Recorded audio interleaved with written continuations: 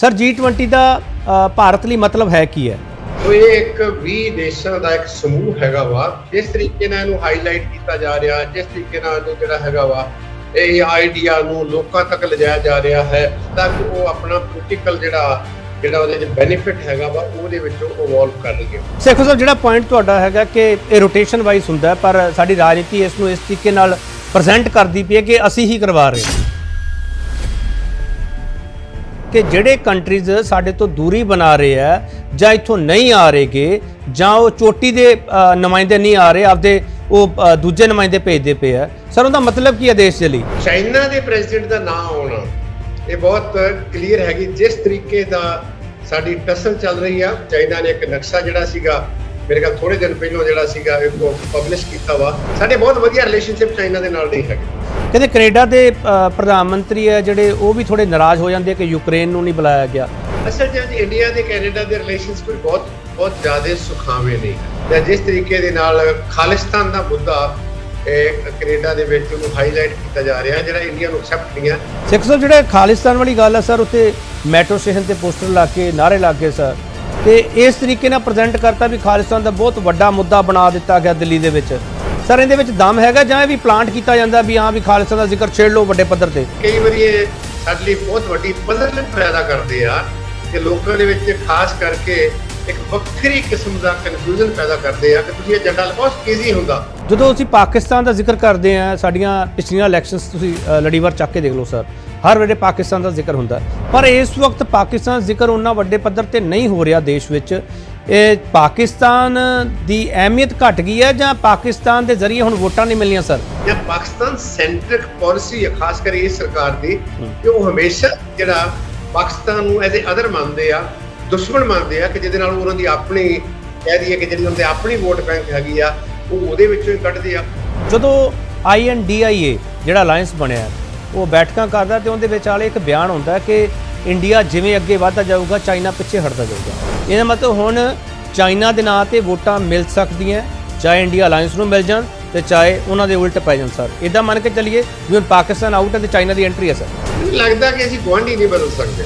ਤੁਸੀਂ ਆਪਣੇ ਕੁੜਮ ਜਾਂ ਰਿਸ਼ਤੇਦਾਰ ਬਦਲ ਉਹਨਾਂ ਤੋਂ ਬਿਨਾਂ ਗੁਜ਼ਾਰਾ ਹੋ ਜਾਊਗਾ, ਗੁਆਂਢੀਆਂ ਤੋਂ ਬਿਨਾਂ ਗੁਜ਼ਾਰਾ ਨਹੀਂ।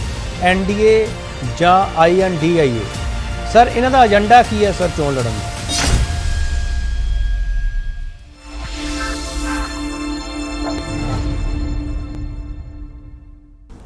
ਜਸ ਟੀਵੀ ਦੇਖ ਰਹੇ ਹੋ ਤੁਸੀਂ, ਮੈਂ KP ਸਿੰਘ ਵਿਊ ਪੁਆਇੰਟ ਵਿੱਚ ਤੁਹਾਡਾ ਸਭ ਦਾ ਸਵਾਗਤ ਕਰਦਾ ਹਾਂ। ਦੇਸ਼ ਦੀ ਸਿਆਸਤ ਇਸ ਵਕਤ ਕਿੱਧਰ ਜਾ ਰਹੀ ਹੈ ਤੇ ਉਸ ਦਾ ਸੂਬਾਈ ਸਿਆਸਤ ਤੇ ਕੀ ਅਸਰ ਹੈ ਤੇ ਖੇਤਰੀ ਧਿਰਾਂ ਅੱਜ ਕੱਲ੍ਹ ਕੀ ਕਰ ਰਹੀਆਂ? ਇਹਦੇ ਵਿਚਾਲੇ G20 ਦੀ ਪ੍ਰਧਾਨਗੀ ਭਾਰਤ ਕਰ ਰਿਹਾ ਹੈ। ਵੱਡੇ ਵੱਡੇ ਮੁਲਕ ਹੈ ਭਾਰਤ ਦੀ ਗੱਲ ਕਰਦੇ ਪਏ ਆ, ਇਹ ਸਾਡੇ ਪ੍ਰਧਾਨ ਮੰਤਰੀ ਵੀ ਦਾਅਵਾ ਕਰਦੇ ਆ ਪਰ ਅਸਲ ਵਿੱਚ ਭਾਰਤ ਦੀ ਪੋਲਿਟਿਕਸ ਕਿੱਥੇ ਖੜੀ ਹੈ? ਜਦੋਂ ਇੱਕ ਸੈਸ਼ਨ ਸੱਦ ਲਿਆ ਜਾਂਦਾ, ਜਦੋਂ ਇੱਥੇ ਨਵੇਂ ਬਿੱਲਾਂ ਦੀ ਚਰਚਾ ਹੁੰਦੀ ਹੈ, ਇਹ ਸਾਰੇ ਸਵਾਲ ਹੋਣੇ ਲਾਜ਼ਮੀ ਹੈ। ਇਹਨਾਂ ਸਵਾਲਾਂ ਦੇ ਜਵਾਬ ਲੈਣ ਦੀ ਅਸੀਂ ਕੋਸ਼ਿਸ਼ ਕਰਾਂਗੇ। ਬਹੁਤ ਹੀ ਖਾਸ ਮਹਿਮਾਨ ਅੱਜ ਸਾਡਾ ਮੌਜੂਦ ਹੋਣਗੇ ਪ੍ਰੋਫੈਸਰ ਜਗਰੂਪ ਸਿੰਘ ਸੇਖੋਂ, ਜਿਨ੍ਹਾਂ ਦਾ 35 ਸਾਲ ਦਾ ਤਜਰਬਾ ਹੈ। ਇਹਨਾਂ ਨੇ ਬਹੁਤ ਸਟੂਡੈਂਟ ਤਿਆਰ ਕੀਤੇ ਹੈ ਰਾਜਨੀਤੀ ਸ਼ਾਸਤਰ ਦੇ ਤੇ ਇਹ PhD ਇਹ 10 ਸਟੂਡੈਂਟ ਨੂੰ ਕਰਾ ਚੁੱਕੇ ਹੈ। ਇੱਕ ਇਹਨਾਂ ਦੀ ਕਿਤਾਬ ਅੱਤਵਾਦ 'ਤੇ ਪਬਲਿਸ਼ ਹੋਈ ਹੈ। ਇਸ ਤੋਂ ਇਲਾਵਾ 18-19 ਪ੍ਰੋਜੈਕਟ ਇਹਨਾਂ ਦੇ ਹਿੱਸੇ ਆਉਂਦੇ ਆ। ICSSR ਵਿੱਚ ਇਹਨਾਂ ਨੇ ਬਹੁਤ ਵੱਡੀ ਜ਼ਿੰਮੇਵਾਰੀ ਨਿਭਾਈ ਹੈ ਤੇ ਬੜੇ ਨਾਮੀ ਅਖਬਾਰਾਂ ਦੇ ਵਿੱਚ ਇਹਨਾਂ ਦੇ ਆਰਟੀਕਲ ਪੜ੍ਹਨ ਸੁਣਨ ਨੂੰ ਮਿਲਦੇ ਨੇ। ਪੋਲੀਟੀਕਲ ਸਾਇੰਟਿਸਟ ਨੇ। ਗੁਰੂ ਨਾਨਕ ਦੇਵ ਯੂਨੀਵਰਸਿਟੀ ਦੇ ਵਿੱਚ ਇਹਨਾਂ ਦਾ ਲੰਬਾ ਤਜਰਬਾ ਰਿਹਾ। ਪ੍ਰੋਫੈਸਰ ਜਗਰੂਪ ਸਿੰਘ ਸੇਖੋਂ ਸਰ, ਬਹੁਤ ਸਵਾਗਤ ਹੈ ਸਰ ਤੁਹਾਡਾ। ਸ਼ੁਕਰੀਆ ਜੀ। ਪ੍ਰੋਫੈਸਰ ਸਾਹਿਬ, ਮੈਂ G20 ਤੋਂ ਸ਼ੁਰੂਆਤ ਕਰਨਾ ਚਾਹੂੰਗਾ ਸਰ। ਸਰ G20 ਦਾ ਭਾਰਤ ਲਈ ਮਤਲਬ ਹੈ ਕੀ ਹੈ? ਕਿਉਂਕਿ ਜਦੋਂ ਸਾਡੇ ਲੀਡਰ ਇਹ ਬਿਆਨ ਦਿੰਦੇ ਆ, ਕਹਿੰਦੇ ਵੀ ਜਦੋਂ ਭਾਰਤ ਪ੍ਰਧਾਨਗੀ ਕਰਦਾ ਦਾ ਮਤਲਬ ਹੈ ਕਿ ਭਾਰਤ ਦੀ ਚਰਚਾ ਦੁਨੀਆ ਭਰ ਵਿੱਚ ਹੋ ਰਹੀ ਹੈ। ਪਰ ਇਸ ਚਰਚਾ ਦੇ ਵਿਚਾਲੇ ਜਦੋਂ ਕੁਝ ਲੀਡਰਾਂ ਦੀ ਇਹ ਸਾਡੇ ਕੋਲੇ ਇਨਫੋਰਮੇਸ਼ਨ ਆ ਜਾਂਦੀ ਹੈ ਕਿ ਉਹਨਾਂ ਨੇ ਇੱਥੇ ਨਹੀਂ ਆਉਣਾਗਾ, ਉਹ ਆਪਦੇ ਨੁਮਾਇੰਦੇ ਤਾਂ ਭੇਜਣਗੇ ਪਰ ਉਹ ਆਪ ਨਹੀਂ ਆ ਰਹੇ, ਸਰ ਉਹਦਾ ਮਤਲਬ ਕੀ ਹੈ ਦੇਸ਼ ਲਈ? G20 ਬੇਸਿਕਲੀ ਇੱਕ 20 ਦੇਸ਼ਾਂ ਦਾ ਸਮੂਹ ਹੈਗਾ ਜਿਹੜਾ G7 ਤੋਂ ਸ਼ੁਰੂ ਹੁੰਦਾ ਜਿਹੜਾ ਉਹਦਾ ਐਕਸਪੈਂਡ ਹੋ ਕੇ G20 ਤੇ ਆ ਗਿਆ। G7 ਜਿਹੜੀ ਸੀਗੀ ਇਹ ਇੱਥੋਂ ਸ਼ੁਰੂ ਹੋਇਆ ਸੀ 7 ਜਿਹੜੇ ਵਿਕਸਿਤ ਹੋਏ ਦੇਸ਼ ਉਹਨਾਂ ਦੇ ਵਿੱਚੋਂ, ਕਿਉਂਕਿ ਡੈਮੋਕ੍ਰੈਟਿਕ ਪ੍ਰੋਸੈਸ ਦੇ ਵਿੱਚ ਉਹਨਾਂ ਦੀ ਐਕਸਪੈਂਸ਼ਨ ਹੋ ਗਈ। ਇੰਡੀਆ ਨੂੰ ਇਸ ਕਰਕੇ ਲਿਆ ਗਿਆ ਭਾਰਤ ਨੂੰ ਕਿ ਇਹਦੇ ਵਿੱਚ ਲਾਰਜੈਸਟ ਡੈਮੋਕ੍ਰੇਸੀ ਹੈਗੀ ਆ, ਸਭ ਤੋਂ ਜ਼ਿਆਦਾ ਇਹਦੀ ਪਾਪੂਲੇਸ਼ਨ ਇਸ ਵੇਲੇ ਦੁਨੀਆ ਦੇ ਵਿੱਚ ਹੈਗੀ ਆ तो इस करके ये ਜਿਹੜਾ ਸੀਗਾ ਇਹ ਸਾਰਾ ਗਰੁੱਪ ਜਿਹੜਾ ਉਹ ਬਣਿਆ। तो ਇਹ ਇੱਕ 20 ਦੇਸ਼ਾਂ ਦਾ ਇੱਕ ਸਮੂਹ ਹੈਗਾ ਵਾ ਜਿਹੜਾ ਲੀਡਿੰਗ ਕੰਟਰੀਜ਼ ਹੈਗੇ ਆ, ਜਿਹੜੇ ਪ੍ਰੋਮੀਨੈਂਟ ਕੰਟਰੀਜ਼ ਹੈਗੇ ਦੁਨੀਆ ਦੇ, ਕਿ ਜਿਹੜੇ ਆਪਣੇ ਜਿਹੜਾ ਦੁਨੀਆ ਦੇ ਵਿੱਚ ਜੋ ਵੀ ਰਾਜਨੀਤੀ ਜਾਂ ਜੋ ਵੀ ਆਰਥਿਕ ਸਿਸਟਮ ਹੈਗਾ ਜਾਂ ਜੋ ਵੀ ਡਿਵੈਲਪਮੈਂਟਸ ਹੋ ਰਹੀਆਂ ਉਹਨਾਂ ਦੇ ਉੱਤੇ ਇਹਨਾਂ ਦਾ ਬਹੁਤ ਵੱਡਾ, ਇਹ ਦੇਸ਼ਾਂ ਦੀ ਬਹੁਤ ਵੱਡਾ ਜਿਹੜਾ ਉਹਨੂੰ ਕਹਿ ਦਈਏ ਅਸਰ ਪੈਂਦਾ ਹੈ ਜਾਂ ਉਹਦੀ ਕੰਟਰੀਬਿਊਸ਼ਨ ਹੈਗੀ ਹੈ। ਪਰ ਅਨਫੋਰਚੂਨੇਟ ਪਾਰਟ ਇਹ ਹੈਗਾ ਕਿ ਇੰਡੀਆ ਪਹਿਲਾਂ ਵੀ ਇਸ ਸਮੂਹ ਦਾ ਮੈਂਬਰ ਸੀਗਾ, ਪਰ ਕਿਉਂਕਿ ਹੁਣ ਸਮਾਂ ਜਿਹੜਾ ਹੈਗਾ ਵਾ ਉਹ ਜ਼ਿਆਦਾ ਰਾਮ ਰੌਲੇ ਵਾਲਾ ਆ ਗਿਆ, ਪ੍ਰੋਪੋਗੰਡਾ ਵਾਲਾ ਆ ਗਿਆ, ਔਰ ਜਿਸ ਤਰੀਕੇ ਨਾਲ G20 ਦੇ ਵਿੱਚ ਇੱਕ ਵਿਅਕਤੀ ਨੂੰ ਜਾਂ ਇੰਡੀਵਿਜੂਅਲ ਨੂੰ ਜਿਹੜਾ ਜਾਂ ਇੱਕ ਵਿਚਾਰਧਾਰਾ ਨੂੰ ਪ੍ਰੋਜੈਕਟ ਕੀਤਾ ਜਾਂਦਾ ਵਾ, ਉਹਦੇ ਉੱਤੇ ਦੁਨੀਆ ਦੇ ਸਾਰੇ ਦੂਸਰੇ ਦੇਸ਼ ਜਾਣਦੇ ਆ। ਇਹ ਦੇਖਦੇ ਆ ਕਿ ਅਸੀਂ G20 ਦੇ ਮੈਂਬਰ ਹੈਗੇ ਆ, ਕਿ ਉਹ ਮੈਂਬਰਸ਼ਿਪ ਦੇ ਸਭ ਤੋਂ ਵੱਡੀ ਗੱਲ ਹੈਗੀ ਕਿ ਇੱਥੋਂ ਦੇ ਲੋਕਾਂ ਦਾ ਰਹਿਣ ਸਹਿਣ ਕਿੱਦਾਂ ਦਾ, ਕੀ ਇਹ ਡਿਵੈਲਪ ਹੈਗੇ ਕਿ ਨਹੀਂ ਹੈਗੇ। ਤੁਸੀਂ ਦੇਖਿਆ ਹੋਣਾ ਕਿ ਡਾਟਾ ਆਇਆ ਵਾ ਕਿ ਜਿਹੜਾ G20 ਦੇ ਵਿੱਚ ਜਿਹੜਾ ਉਹਨਾਂ ਦੇਸ਼ਾਂ ਦੇ ਵਿੱਚ ਪਰ ਆਮਦਨੀ ਹੈਗੀ ਉਹ ਸਾਡੀ ਆਲਮੋਸਟ ਲੋਐਸਟ ਵਾਲੇ ਪਾਸੇ ਆ। ਬਾਕੀ ਇਹ ਜ਼ਰੂਰ ਹੈਗੀ ਕਿ ਇੰਡੀਆ ਬਹੁਤ ਵੱਡੀ ਮੰਡੀ ਬਣ ਗਿਆ ਹੈ, ਬਹੁਤ ਵੱਡੀ ਕੰਜ਼ਿਊਮਰ ਜਿਹੜੀ ਹੈਗੀ ਆ ਕੈਪੈਸਿਟੀ ਹੈਗੀ। तो इस करके मैं पहली बारी देखा कि जिस तरीके ਨਾਲ ਇਹਨੂੰ ਹਾਈਲਾਈਟ ਕੀਤਾ ਜਾ ਰਿਹਾ, ਜਿਸ ਤਰੀਕੇ ਨਾਲ ਇਹਨੂੰ ਜਿਹੜਾ ਹੈਗਾ ਵਾ ਇਹ ਆਈਡੀਆ ਨੂੰ ਲੋਕਾਂ ਤੱਕ ਲਿਜਾਇਆ ਜਾ ਰਿਹਾ ਹੈ, ਜਾਂ ਜਿਸ ਤਰੀਕੇ ਦੇ ਨਾਲ ਇਹ ਸਾਰਾ ਇੱਕ ਇਮੇਜ ਬਿਲਡਿੰਗ ਪ੍ਰੋਸੈਸ ਚੱਲ ਰਿਹਾ ਹੈ, ਉਹ ਇੱਕ ਵਿਅਕਤੀ ਨੂੰ ਜਾਂ ਇੱਕ ਵਿਚਾਰਧਾਰਾ ਨੂੰ ਜਾਂ ਇੱਕ ਪਾਰਟੀ ਨੂੰ ਦਾ ਜਿਹੜਾ ਹੈਗਾ ਉਹ ਲੱਗਦਾ ਕਿ ਉਹ ਆਪਣਾ ਪੋਲੀਟੀਕਲ ਜਿਹੜਾ ਉਹਦੇ ਚ ਬੈਨੀਫਿਟ ਹੈਗਾ ਵਾ ਉਹਦੇ ਵਿੱਚੋਂ ਇਵੋਲਵ ਕਰ ਰਹੀ ਹੈ। ਇਹ ਸਭ ਨੂੰ ਪਤਾ ਹੈ ਕਿ ਸਾਡੀਆਂ ਅਸਲੀਅਤ ਕੀ ਹੈਗੀ ਆ, ਸਭ ਨੂੰ ਪਤਾ ਹੈ ਕਿ ਸਾਡੇ ਜਿਹੜੀ ਪਾਵਰਟੀ ਕਿਸ ਕਿਸਮ ਦੀ ਹੈ, ਸਭ ਨੂੰ ਪਤਾ ਹੈ ਕਿ ਸਾਡੀ ਹਿਊਮਨ ਰਾਈਟਸ ਦੀ ਸਿਚੁਏਸ਼ਨ ਕਿਸ ਕਿਸਮ ਦੀ ਆ, ਸਭ ਨੂੰ ਪਤਾ ਹੈ ਕਿ ਸਾਡਾ ਡੈਮੋਕ੍ਰੈਟਿਕ ਪ੍ਰੋਸੈਸ ਕਿਸ ਕਿਸਮ ਦਾ ਹੈ, ਸਭ ਨੂੰ ਪਤਾ ਹੈ ਕਿ ਸਾਡਾ ਮੀਡੀਆ ਦਾ ਰੋਲ ਕੀ ਹੈ, ਸਭ ਨੂੰ ਪਤਾ ਹੈ ਕਿ ਸਾਡੀ ਲੈਜਿਸਲੇਚਰ, ਐਗਜ਼ੈਕਟਿਵ ਜਾਂ ਹੋਰ ਸਿਸਟਮ ਜਾਂ ਇੰਸਟੀਟਿਊਸ਼ਨਸ ਕਿੱਦਾਂ ਕੰਮ ਕਰ ਰਹੀਆਂ ਜਾਂ ਕਿਹੜੇ ਪਾਸੇ ਵੱਲ ਜਾ ਰਹੀਆਂ। ਸੋ ਮੇਰਾ ਕਹਿਣ ਤੋਂ ਭਾਵ ਹੈਗਾ ਕਿ ਇਹ ਠੀਕ ਆ, ਮੌਕਾ ਮਿਲ ਗਿਆ, ਰੋਟੇਸ਼ਨ ਹੁੰਦੀ ਆ। G20 ਦੇ ਇੰਡੀਆ ਜਿਹੜਾ ਹੈਗਾ ਸੀਗਾ ਉਹ ਪ੍ਰੈਜ਼ੀਡੈਂਟ ਰਿਹਾ ਸੀਗਾ, ਚੇਅਰਮੈਨ ਰਿਹਾ ਸੀਗਾ, ਪਰ ਜਿਸ ਕਿਸਮ ਦੀ ਰਾਜਨੀਤੀ ਜਾਂ ਜਿਸ ਕਿਸਮ ਦੇ ਰਾਜਨੀਤਿਕਵਾਨ ਲੋਕ ਹੈ ਉਹਨਾਂ ਨੂੰ ਦੱਸਦਾ ਵੀ ਇਹ ਸਾਰਾ ਕੰਮ ਹੁਣੇ ਸ਼ੁਰੂ ਹੋਇਆ। ਨਹੀਂ ਸੇਖੋ ਸਾਹਿਬ ਜਿਹੜਾ ਪੁਆਇੰਟ ਤੁਹਾਡਾ ਹੈਗਾ ਕਿ ਇਹ ਰੋਟੇਸ਼ਨ ਵਾਈਜ਼ ਹੁੰਦਾ, ਪਰ ਸਾਡੀ ਰਾਜਨੀਤੀ ਇਸ ਨੂੰ ਇਸ ਤਰੀਕੇ ਨਾਲ ਪ੍ਰੈਜ਼ੈਂਟ ਕਰਦੀ ਪਈ ਹੈ ਕਿ ਅਸੀਂ ਹੀ ਕਰਵਾ ਰਹੇ ਹਾਂ, ਸਾਡੇ ਵੇਲੇ ਹੀ ਆਇਆ ਹੈ। ਪਰ ਮੇਰਾ ਸਵਾਲ ਇਹ ਹੈ ਸੇਖੋ ਸਾਹਿਬ ਕਿ ਜਿਹੜੇ ਕੰਟਰੀਜ਼ ਸਾਡੇ ਤੋਂ ਦੂਰੀ ਬਣਾ ਰਹੇ ਆ ਜਾਂ ਇੱਥੋਂ ਨਹੀਂ ਆ ਰਹੇਗੇ ਜਾਂ ਉਹ ਚੋਟੀ ਦੇ ਨੁਮਾਇੰਦੇ ਨਹੀਂ ਆ ਰਹੇ, ਆਪਦੇ ਉਹ ਦੂਜੇ ਨੁਮਾਇੰਦੇ ਭੇਜਦੇ ਪਏ ਆ, ਸਰ ਉਹਦਾ ਮਤਲਬ ਕੀ ਹੈ ਦੇਸ਼ ਦੇ ਲਈ? ਸਰ ਮੈਂ ਰੂਸ ਦੇ ਪੁਤਿਨ ਦਾ ਜ਼ਿਕਰ ਕਰਾਂ, ਚਾਈਨਾ ਦੇ ਸ਼ੀ ਜਿਨਪਿੰਗ ਦਾ ਜ਼ਿਕਰ ਕਰਾਂ, ਉੱਥੇ ਅਸੀਂ ਕਿੱਥੇ ਖੜਦੇ ਫਿਰ ਸਰ? ਇਹ ਪੁਤਿਨ ਦੀ ਜਿਹੜੀ ਹੈਗੀ ਸਮੱਸਿਆ, ਕਿਉਂਕਿ ਉਹ ਯੂਕਰੇਨ ਦੀ ਵਾਰ ਚੱਲ ਰਹੀ ਆ, ਇੰਟਰਨੈਸ਼ਨਲ ਜਿਹੜੀਆਂ ਇੰਸਟੀਟਿਊਸ਼ਨ ਦੇ ਉੱਤੇ ਦੇਖਿਆ ਉਹਨਾਂ ਦੇ ਬ੍ਰਿਕਸ ਦੀ ਮੀਟਿੰਗ ਦੇ ਪੁਤਿਨ ਨਹੀਂ ਸੀਗੇ। ਜਿਹੜਾ ਦੇਸ਼ ਦੂਸਰੇ ਦੇਸ਼ ਦੇ ਨਾਲ ਵਾਰ ਦੇ ਵਿੱਚ ਇਨਵੋਲਵਡ ਹੈਗਾ ਵਾ, ਉਹਦੇ ਹੈਡ ਆਫ ਦਾ ਸਟੇਟ ਦਾ ਕਿਤੇ ਬਾਹਰ ਜਾਣਾ ਮੈਨੂੰ ਲੱਗਦਾ ਵੀ ਉਹ ਉਹਦੇ ਹਿਸਾਬ ਦੇ ਨਾਲ ਕੋਈ ਬਹੁਤ ਜ਼ਿਆਦਾ ਉਹ ਆਪਣੇ ਤਰੀਕੇ ਨਾਲ ਦੇਖਦੇ ਆ। ਚਾਈਨਾ ਦੇ ਪ੍ਰੈਜ਼ੀਡੈਂਟ ਦਾ ਨਾਂ ਆਉਣਾ ਇਹ ਬਹੁਤ ਕਲੀਅਰ ਹੈਗੀ, ਜਿਸ ਤਰੀਕੇ ਦਾ ਸਾਡੀ ਟਸਲ ਚੱਲ ਰਹੀ ਆ, ਜਿਸ ਕਿਸਮ ਦਾ ਸਾਡਾ ਖਾਸ ਕਰਕੇ ਟੈਰੀਟੋਰੀਅਲ ਇਸ਼ੂਜ਼ ਦੇ ਉੱਤੇ। ਹੁਣੇ ਚਾਈਨਾ ਨੇ ਇੱਕ ਨਕਸ਼ਾ ਜਿਹੜਾ ਸੀਗਾ ਮੇਰੇ ਖਿਆਲ ਥੋੜੇ ਦਿਨ ਪਹਿਲਾਂ ਜਿਹੜਾ ਸੀਗਾ ਇੱਕ ਪਬਲਿਸ਼ ਕੀਤਾ ਵਾ ਜਾਂ ਉਹ ਪ੍ਰਿੰਟ ਕੀਤਾ ਵਾ, ਤੇ ਕਿਸ ਤਰੀਕੇ ਦੇ ਨਾਲ ਉਹਨੇ ਕੰਟਰੋਵਰਸ਼ੀਅਲ ਤਰੀਕੇ ਦੇ ਨਾਲ ਕੁਝ ਭਾਰਤ ਦੇ ਜਿਹੜੇ ਇਹ ਹੈਗਾ ਸੀਗਾ ਦੂਸਰੀ ਇਹ ਜ਼ਮੀਨ ਸੀਗੀ ਜਾਂ ਕੁਝ ਏਰੀਆ ਸੀਗਾ ਉਹਨੂੰ ਉਹਦੇ ਵਿੱਚ ਰੱਖਿਆ ਗਿਆ। ਸਾਡੇ ਬਹੁਤ ਵਧੀਆ ਰਿਲੇਸ਼ਨਸ਼ਿਪ ਚਾਈਨਾ ਦੇ ਨਾਲ ਨਹੀਂ ਹੈਗੇ। ਔਰ ਦੂਸਰੀ ਗੱਲ ਇਹ ਹੈਗੀ ਆ ਕਿ ਇਨ ਸਪਾਈਟ ਆਫ ਦਾ ਫੈਕਟ ਕਿ ਚਾਈਨਾ ਨੂੰ ਇਹ ਵੀ ਪਤਾ ਹੈਗਾ ਵੀ ਜਿੰਨੀ ਮਰਜ਼ੀ ਰੌਲਾ ਪਾਉਂਦਾ ਰਹੇ, ਇਹਦਾ ਵੀ ਚਾਈਨਾ ਤੋਂ ਬਿਨਾਂ ਜਿਹੜਾ ਹੈਗਾ ਵਾ ਉਹ ਖਾਸ ਕਰਕੇ ਜਿੰਨੀ ਇੰਪੋਰਟ ਪਿਛਲੇ ਸਮੇਂ ਜਿਹਦੀ ਵੱਧ ਰਹੀ ਆ ਜਾਂ ਜਿਹਦੀ ਡਿਪੈਂਡੈਂਸ ਹੈਗੀ ਆ ਇਹਦੀ ਚਾਈਨਾ ਦੇ ਉੱਤੇ, ਉਹ ਬਹੁਤ ਕਲੀਅਰ ਹੈ। ਪਰ ਇਹ ਮੈਸੇਜ ਜ਼ਰੂਰ ਦਿੰਦਾ ਵਾ ਕਿ ਜਿੰਨਾ ਮਰਜ਼ੀ ਤੁਸੀਂ ਕੰਮ ਰੌਲਾ ਪਾਈ ਚਲੋ, ਜਿੰਨਾ ਮਰਜ਼ੀ ਤੁਸੀਂ ਆਪਣੇ ਆਪ ਨੂੰ ਵੱਡਾ ਕਰੀ ਚਲੋ, ਪਰ ਅਸੀਂ ਕੋਈ ਬਹੁਤ ਉਹਦੇ ਬਾਰੇ ਉਹ ਨਹੀਂ ਕਰਦੇ। ਪ੍ਰੋਬਲਮ ਇਹ ਹੈ ਕਿ ਜਿਸ ਕਿਸਮ ਦੀ ਡਿਪਲੋਮੇਸੀ ਹੈਗੀ ਆ ਜਾਂ ਜਿਸ ਕਿਸਮ ਦਾ ਇਮੇਜ ਬਿਲਡ ਕੀਤਾ ਜਾ ਰਿਹਾ ਵਾ, ਅਲਟੀਮੇਟਲੀ ਤੁਸੀਂ ਦੇਖਿਆ ਹੋਣਾ ਕਿ ਪਹਿਲੇ ਸਮੇਂ 'ਚ ਪ੍ਰਧਾਨ ਮੰਤਰੀ ਜੀ ਅਮਰੀਕਾ 'ਚ ਵੀ ਗਏ ਸੀਗੇ, ਹੋਰਨਾਂ ਦੇਸ਼ਾਂ 'ਚ ਵੀ ਗਏ ਸੀਗੇ, ਔਰ ਉੱਥੋਂ ਕਿਸ ਕਿਸਮ ਦੀਆਂ ਜਿਹੜੀਆਂ ਖਬਰਾਂ ਜਿਹੜੀਆਂ ਉਹਦੇ ਵਿੱਚੋਂ ਆਉਂਦੀਆਂ। ਕਿਉਂਕਿ ਇਹ ਗੱਲ ਬਿਲਕੁਲ ਠੀਕ ਹੈਗਾ ਕਿ ਪ੍ਰਧਾਨ ਮੰਤਰੀ ਜਦੋਂ ਬਾਹਰ ਜਾਂਦੇ ਉਹ ਆਮ ਤੌਰ ਤੇ ਪ੍ਰੈਸ ਕਾਨਫਰੰਸ ਨਹੀਂ ਕਰਦੇ। ਜਦੋਂ ਪ੍ਰੈਸ ਕਾਨਫਰੰਸ ਕਰਦੇ ਆ USA 'ਚ ਹੋਈ ਸੀ ਤੇ ਉਹਦੇ ਨਾਲ ਕਈ ਹੋਰ ਮਸਲੇ ਜਿਹੜੇ ਉਹਦੇ 'ਚੋਂ ਪੈਦਾ ਹੋਏ ਸੀਗੇ। ਇਹ ਗੱਲ ਠੀਕ ਹੈਗੀ ਆ ਕਿ ਉਹ ਗਲੋਬਲ ਲੈਵਲ ਤੇ ਇਦਾਂ ਦਾ ਕੋਈ ਇਸ਼ੂ ਨਹੀਂ ਉਠਾਉਣਾ ਚਾਹੁੰਦੇ। ਬਾਇਲੈਟਰਲ ਰਿਲੇਸ਼ਨਸ਼ਿਪ ਜਿਹੜੇ ਸਾਡੇ ਉਹਨਾਂ ਦੇਸ਼ਾਂ ਦੇ ਨਾਲ ਚੰਗੇ ਆ, ਪਰ ਇਹਦੇ ਨਾਲ ਹੈਗਾ ਕਿ ਜਿਸ ਤਰੀਕੇ ਨਾਲ ਇੰਡੀਆ ਇਸ ਪਲੇਟਫਾਰਮ ਨੂੰ ਯੂਜ਼ ਕਰਕੇ ਇੰਟਰਨੈਸ਼ਨਲ ਅਰੀਨਾ ਦੇ ਵਿੱਚ ਆਪਣਾ ਇਮੇਜ ਬਣਾਉਣ ਦੀ ਕੋਸ਼ਿਸ਼ ਕਰ ਰਿਹਾ ਵਾ, ਸ਼ਾਇਦ ਉਹ ਚੀਜ਼ ਉਹਨਾਂ ਨੂੰ ਐਕਸੈਪਟੇਬਲ ਨਹੀਂ ਹੈ, ਜਾਂ ਉਹਨਾਂ ਨੂੰ ਇਹ ਪਤਾ ਕਿ ਅਸਲੀਅਤ ਕੁਝ ਹੋਰ ਵਾ ਤੇ ਜੋ ਇਹ ਕਰ ਰਹੇ ਆ ਉਹ ਕੁਝ ਹੋਰ ਵਾ। ਮੈਨੂੰ ਇੱਕ ਚੀਜ਼ ਹੋਰ ਸਮਝ ਨਹੀਂ ਤੁਹਾਡੇ ਕੋਲ ਸੇਖੋ ਸਾਹਿਬ, ਜਦੋਂ ਤੁਸੀਂ ਪੁਤਿਨ ਦਾ ਜ਼ਿਕਰ ਕਰਦੇ ਹੋ ਕਿ ਵਾਰ ਚੱਲਦੀ ਪਈ ਇਸ ਲਈ ਉਹ ਨਹੀਂ ਆ ਸਕਦੇਗੇ, ਪਰ ਜਦੋਂ ਇੱਕ ਖਬਰ ਸਾਡੇ ਕੋਲ ਇਹ ਵੀ ਆਉਂਦੀ ਹੈ, ਉਹ ਤੁਸੀਂ ਕਲੈਰੀਫਾਈ ਕਰ ਸਕਦੇ ਹੋ ਖਬਰ ਦੇ ਵਿੱਚ ਕਿੰਨਾ ਕੁ ਦਮ ਹੈਗਾ। ਕਹਿੰਦੇ ਕੈਨੇਡਾ ਦੇ ਪ੍ਰਧਾਨ ਮੰਤਰੀ ਹੈ ਜਿਹੜੇ, ਉਹ ਵੀ ਥੋੜੇ ਨਾਰਾਜ਼ ਹੋ ਜਾਂਦੇ ਕਿ ਯੂਕਰੇਨ ਨੂੰ ਨਹੀਂ ਬੁਲਾਇਆ ਗਿਆ। ਇਸ ਵਿੱਚ ਕੋਈ ਹੈ ਦਮ ਇਸ ਖਬਰ ਵਿੱਚ? ਅਸਲ 'ਚ ਇੰਡੀਆ ਤੇ ਕੈਨੇਡਾ ਦੇ ਰਿਲੇਸ਼ਨਸ ਕੋਈ ਬਹੁਤ ਜ਼ਿਆਦਾ ਸੁਖਾਵੇਂ ਨਹੀਂ ਹੈਗੇ। ਤੁਸੀਂ ਦੇਖਿਆ ਹੋਣਾ ਕਿ ਜਿਸ ਤਰੀਕੇ ਨਾਲ ਪਿੱਛੇ ਉਹਨਾਂ ਦੇ ਪੁਰਾਣੀ ਗੱਲ ਹੈਗੀ ਆ, ਅਮਰਿੰਦਰ ਸਿੰਘ ਦਾ ਸਮਾਂ ਸੀਗਾ, ਉਹਨਾਂ ਦੇ ਉੱਥੋਂ ਡਿਫੈਂਸ ਮਿਨਿਸਟਰ ਆਏ ਸੀ, ਉਹਨਾਂ ਨੂੰ ਟ੍ਰੀਟ ਕੀਤਾ ਗਿਆ ਸੀਗਾ। ਟਰੂਡੋ ਸਾਹਿਬ ਜਿਹੜੇ ਸਟੇਟ ਵਿਜ਼ਿਟ ਤੇ ਆਏ ਸੀਗੇ, ਕਿਉਂਕਿ ਖਾਸ ਕਰਕੇ ਜਿਹੜਾ ਇਸ਼ੂ ਹੈਗਾ ਕਿ ਜੋ ਕੈਨੇਡਾ ਦੇ ਵਿੱਚ ਐਂਟੀ ਇੰਡੀਆ ਦੇ ਵਿੱਚ ਜਿਸ ਕਿਸਮ ਦੀਆਂ ਐਕਟੀਵਿਟੀਜ਼ ਹੈਗੀਆਂ ਵਾ, ਜਾਂ ਤੁਸੀਂ ਦੇਖਿਆ ਹੋਣਾ ਕਿ ਪਿਛਲੇ ਸਮੇਂ ਦੇ ਵਿੱਚ ਜੋ ਉੱਥੇ ਪ੍ਰਚਾਰ ਹੋ ਰਿਹਾ ਵਾ, ਜਾਂ ਜਿਸ ਕਿਸਮ ਦੇ ਰੈਫਰੈਂਡਮ ਦੀ ਲੋਕ ਗੱਲ ਕਰਦੇ ਆ, ਜਾਂ ਜਿਸ ਤਰੀਕੇ ਦੇ ਨਾਲ ਖਾਲਿਸਤਾਨ ਦਾ ਮੁੱਦਾ ਕੈਨੇਡਾ ਦੇ ਵਿੱਚ ਉਹਨੂੰ ਹਾਈਲਾਈਟ ਕੀਤਾ ਜਾ ਰਿਹਾ, ਜਿਹੜਾ ਇੰਡੀਆ ਨੂੰ ਐਕਸੈਪਟ ਨਹੀਂ ਆ, ਜਾਂ ਜਿਸ ਤਰੀਕੇ ਨਾਲ ਇਹ ਜਿਹੜੇ ਖਾਲਿਸਤਾਨੀ ਫੋਰਸਸ ਹੈਗੀਆਂ ਉਹਨਾਂ ਦੇ ਜਿਹੜੇ ਉੱਥੇ ਜਿਹੜੇ ਆਪਣੇ ਸਾਡੇ ਨੁਮਾਇੰਦੇ ਹੈਗੇ ਆ ਇੰਡੀਆ ਦੇ, ਉਹਨਾਂ ਬਾਰੇ ਜਿਸ ਕਿਸਮ ਦੀਆਂ ਗੱਲਾਂ ਕਰਦੇ ਆ, ਜਿਸ ਕਿਸਮ ਦਾ ਉਹਨਾਂ ਨੂੰ ਉਹ ਪਰਸੋਨਾ ਨਾਨ ਗਰੰਟਾ ਵੀ ਡਿਕਲੇਅਰ ਕਰਦੇ ਆ, ਇਹ ਸਾਰੀਆਂ ਗੱਲਾਂ ਜਿਹੜੀਆਂ ਅਲਟੀਮੇਟਲੀ ਇਹ ਦੋਵਾਂ ਦੇਸ਼ਾਂ ਦੇ ਰਿਲੇਸ਼ਨ ਦੇ ਵਿੱਚ ਕਾਫੀ ਜ਼ਿਆਦਾ ਕੁੜੱਤਣ ਹੈਗੀ ਆ। ਤਾਂ ਇਸ ਕਰਕੇ ਮੈਨੂੰ ਲੱਗਦਾ ਹੈ ਕਿ ਇਹ ਬਹੁਤ ਵਿਜ਼ੀਬਲ ਹੁੰਦਾ ਜਦੋਂ ਕੋਈ ਹੈਡ ਆਫ ਦਾ ਸਟੇਟ ਜਾਂ ਹੈਡ ਆਫ ਦਾ ਗਵਰਨਮੈਂਟ ਜਿਹੜੀ ਸਮਿਟ ਹੁੰਦੀ ਜਿੱਥੇ ਰਾਜਾਂ ਦੇ ਜਾਂ ਸਰਕਾਰਾਂ ਦੇ ਮੁਖੀਆ ਜਿਹੜੇ ਉਹ ਇਕੱਠੇ ਹੁੰਦੇ ਆ, ਜਦੋਂ ਉੱਥੇ ਨਹੀਂ ਆਉਂਦਾ ਤੇ ਬਿਯੋਂਡ ਦਾ ਜਿਹੜਾ ਲਾਈਨ ਹੈ ਜਾਂ ਅੰਡਰਲਾਈਨ ਨੂੰ ਸਮਝਣਾ ਚਾਹੀਦਾ ਵੀ ਇਹਨਾਂ ਦੇ ਰਿਸ਼ਤਿਆਂ ਦੇ ਵਿੱਚ ਬਹੁਤ ਵੱਡੀ ਨਹੀਂ, ਉਹ ਆ ਤਾਂ ਰਹੇ ਪਰ ਨਾਰਾਜ਼ਗੀ ਵੀ ਜਤਾਈ ਗਈ ਹੈ। ਇੱਕ ਮੀਡੀਆ ਦੇ ਹਵਾਲੇ ਨਾਲ ਸਾਡੇ ਕੋਲ ਖਬਰ ਆਈ ਹੈ, ਮੈਂ ਤਾਂ ਹੀ ਤੁਹਾਨੂੰ ਪੁੱਛਿਆ ਸਰ।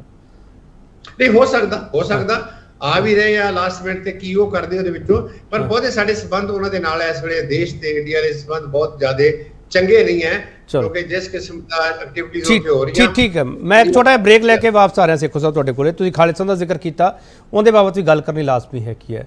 ਜੋ G20 ਦੀ ਤਿਆਰੀਆਂ ਦੇ ਵਿੱਚ ਭਾਰਤ ਰੁੱਝਿਆ ਹੈ ਤਾਂ ਉਦੋਂ ਖਾਲਿਸਤਾਨ ਦੇ ਪੋਸਟਰ ਨਾਰੇ ਲੱਗ ਜਾਂਦੇ ਆ, ਉਦੋਂ ਅਰੈਸਟ ਵੀ ਪਾਈ ਜਾਂਦੀ ਹੈ, ਪਰ ਇਹ ਖਾਲਿਸਤਾਨ ਦਾ ਖਿਲਾਰਾ ਕਿਉਂ ਪਾਇਆ ਜਾ ਰਿਹਾ, ਇਹ ਸਵਾਲ ਵੀ ਆਪਣੇ ਆਪ ਵਿੱਚ ਵੱਡਾ ਹੈਗਾ। ਤੇ ਸੇਖੋ ਸਾਹਿਬ ਨੇ ਆਪ ਹੀ ਜ਼ਿਕਰ ਛੇੜ ਲਿਆ ਤੇ ਅਸੀਂ ਵਾਪਸ ਆ ਕੇ ਸਵਾਲ ਕਰਾਂਗੇ ਜ਼ਰੂਰ।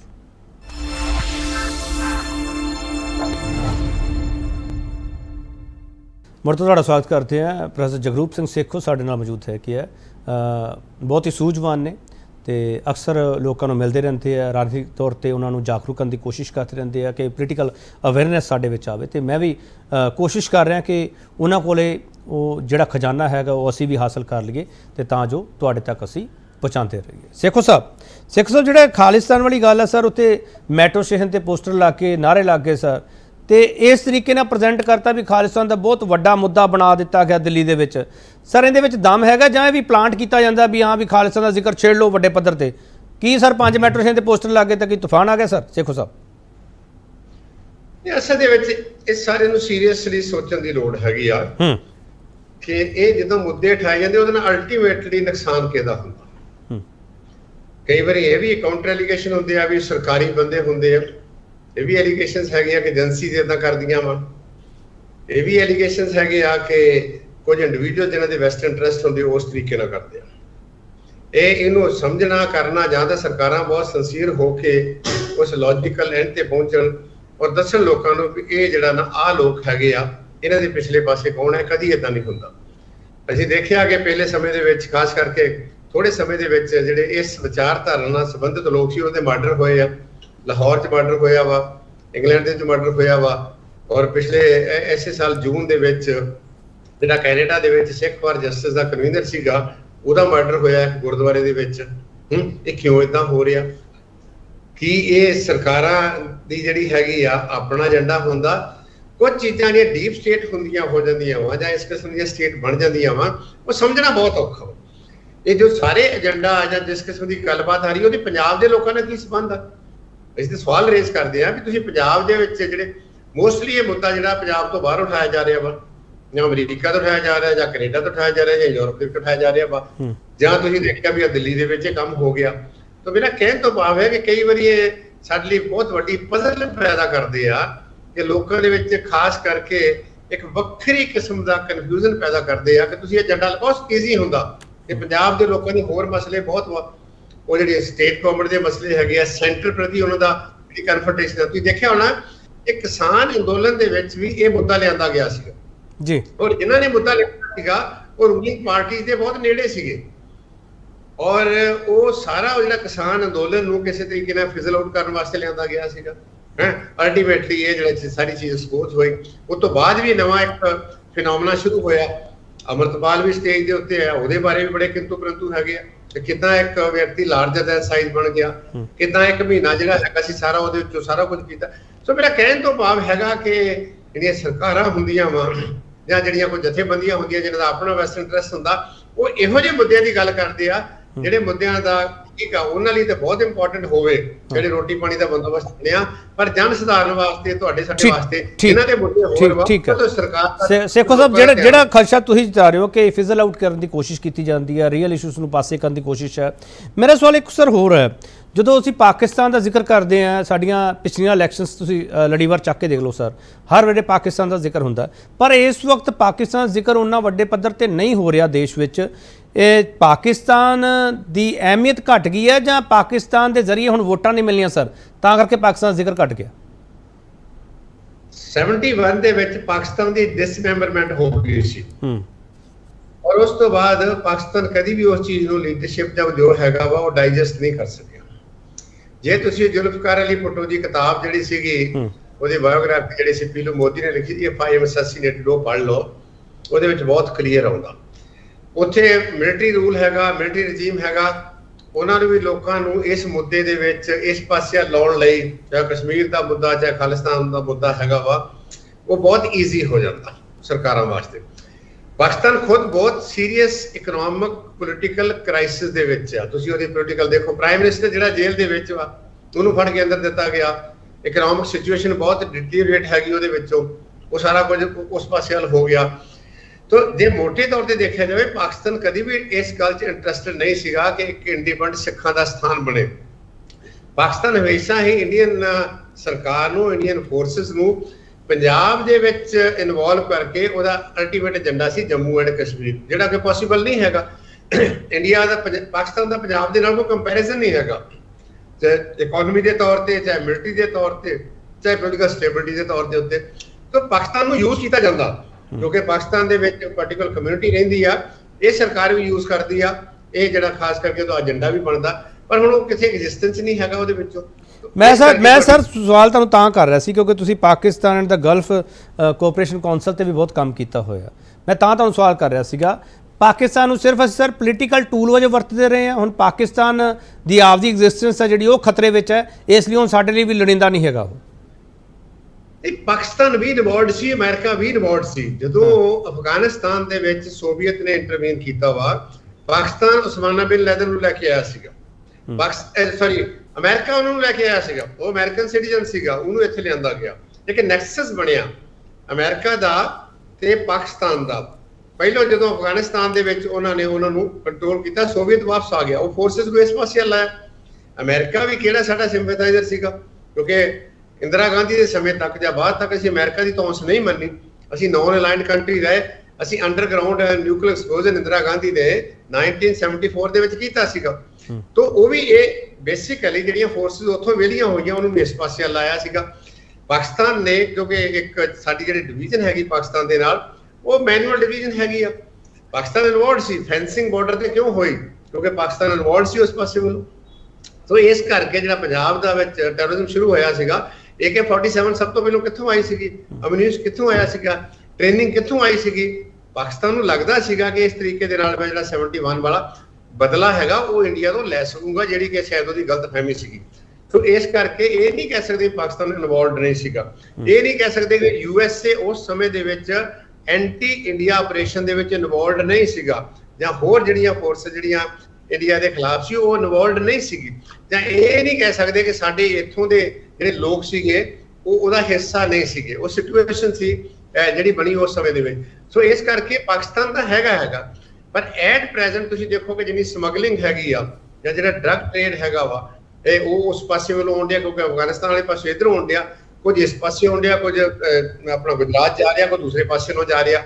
ਸੋ ਮੇਰਾ ਕਹਿਣ ਤੋਂ ਭਾਵ ਇਹ ਹੈਗਾ ਵਾ ਕਿ ਜਦੋਂ ਸਾਡੇ ਰਿਲੇਸ਼ਨਸ ਹੋਸਟਾਈਲ ਹੈਗੇ ਆ, ਸਾਡੇ ਰਿਲੇਸ਼ਨਸ ਨਾਰਮਲ ਨਹੀਂ ਹੈ, ਜਾਂ ਪਾਕਿਸਤਾਨ ਸੈਂਟਰਿਕ ਪਾਲਿਸੀ ਹੈ ਖਾਸ ਕਰ ਇਸ ਸਰਕਾਰ ਦੀ ਕਿ ਉਹ ਹਮੇਸ਼ਾ ਜਿਹੜਾ ਪਾਕਿਸਤਾਨ ਨੂੰ ਐਜ਼ ਏ ਅਦਰ ਮੰਨਦੇ ਆ, ਦੁਸ਼ਮਣ ਮੰਨਦੇ ਆ, ਕਿ ਜਿਹਦੇ ਨਾਲ ਉਹਨਾਂ ਦੀ ਆਪਣੀ ਕਹਿ ਦਈਏ ਕਿ ਜਿਹੜੀ ਉਹਦੇ ਆਪਣੀ ਵੋਟ ਬੈਂਕ ਹੈਗੀ ਆ, ਹਿੰਦੂਤਵ ਦੀ ਵੋਟ ਬੈਂਕ ਹੈਗੀ ਆ, ਜਾਂ ਇਹ ਵੀ ਕਹਿ ਦਈਏ ਵੀ ਨਫ਼ਰਤ ਦਾ ਜਿਹੜਾ ਖਾਸ ਕਰਕੇ ਜਿਹੜਾ ਐਟੀਟਿਊਡ ਹੈਗਾ ਵਾ ਉਹ ਉਹਦੇ ਵਿੱਚੋਂ ਹੀ ਕੱਢਦੇ ਆ। ਪਰ ਇਹ ਗੱਲ ਜ਼ਰੂਰ ਹੈਗੀ ਆ ਕਿ ਇਸ ਵੇਲੇ ਪਾਕਿਸਤਾਨ ਨਾ ਤਾਂ ਇੰਡੀਆ ਨਾਲ ਕੰਪੀਟ ਕਰ ਸਕਦਾ ਹੈ, ਨਾ ਪਾਕਿਸਤਾਨ ਦੀ ਕੈਪੈਸਿਟੀ ਆ, ਨਾ ਕੈਪੇਬਿਲਿਟੀ ਆ, ਨਾ ਉਸ ਕੋਲ ਰਿਸੋਰਸਸ ਹੈਗੇ। ਹਾਂ ਇਹ ਜ਼ਰੂਰ ਹੈਗਾ ਕਿ ਜਦੋਂ ਲੋੜ ਪੈਂਦੀ ਆ ਤੁਸੀਂ ਪਾਕਿਸਤਾਨ ਦਾ ਨਾਂ ਜਿਹੜਾ ਹੈਗਾ ਉਹਦੇ ਵਿੱਚ ਯੂਜ਼ ਕਰ। ਚਲੋ ਹੁਣ ਮੇਰਾ ਸਵਾਲ ਇਸ ਕਰਕੇ ਸੀਗਾ ਸੇਖੂ ਸਾਹਿਬ, ਚਲੋ ਮੈਂ ਇੱਕ ਬ੍ਰੇਕ ਲੈ ਲਵਾਂ, ਬ੍ਰੇਕ ਤੋਂ ਵਾਪਸ ਆਊਂਗਾ। ਮੈਂ ਗਵਾਂਢੀ ਮੁਲਕ ਦਾ ਹੀ ਸਵਾਲ ਆ ਮੇਰਾ ਇੱਕ ਹੋਰ, ਤੇ ਵਾਪਸ ਆ ਕੇ ਸੇਖੂ ਸਾਹਿਬ ਤੋਂ ਸਵਾਲ ਜ਼ਰੂਰ ਲਵਾਂਗੇ, ਕਿਉਂਕਿ ਇਹਨਾਂ ਨੂੰ ਗਵਾਂਢੀ ਮੁਲਕਾਂ ਦੀ ਪੋਲਿਟਿਕਸ ਜਿਹੜੀ ਇੰਟਰਨੈਸ਼ਨਲ ਪੋਲਿਟਿਕਸ ਹੈਗੀ ਹੈ ਉਹਦੀ ਚੰਗੀ ਤਰ੍ਹਾਂ ਸਮਝ ਹੈ, ਤੇ ਭਾਰਤ ਦਾ ਇੰਟਰਨੈਸ਼ਨਲ ਪੋਲਿਟਿਕਸ ਨਾਲ ਸੰਬੰਧ ਕੀ ਹੈਗਾ, ਕਿਸ ਤਰੀਕੇ ਨਾਲ ਭਾਰਤ ਉਹਨਾਂ ਚੀਜ਼ਾਂ ਨੂੰ ਅੱਗੇ ਵਧਾਉਂਦਾ, ਕਿਹੜੀ ਪ੍ਰਕਿਰਿਆ, ਕਿਹੜੀ ਸਾਡੀ ਫੋਰਨ ਪਾਲਿਸੀ ਹੈ, ਅਸੀਂ ਉਸ ਨੂੰ ਸਭ ਨੂੰ ਸਮਝਣ ਦੀ ਕੋਸ਼ਿਸ਼ ਕਰ ਰਹੇ ਹਾਂ। ਵਾਪਸ ਆ ਰਹੇ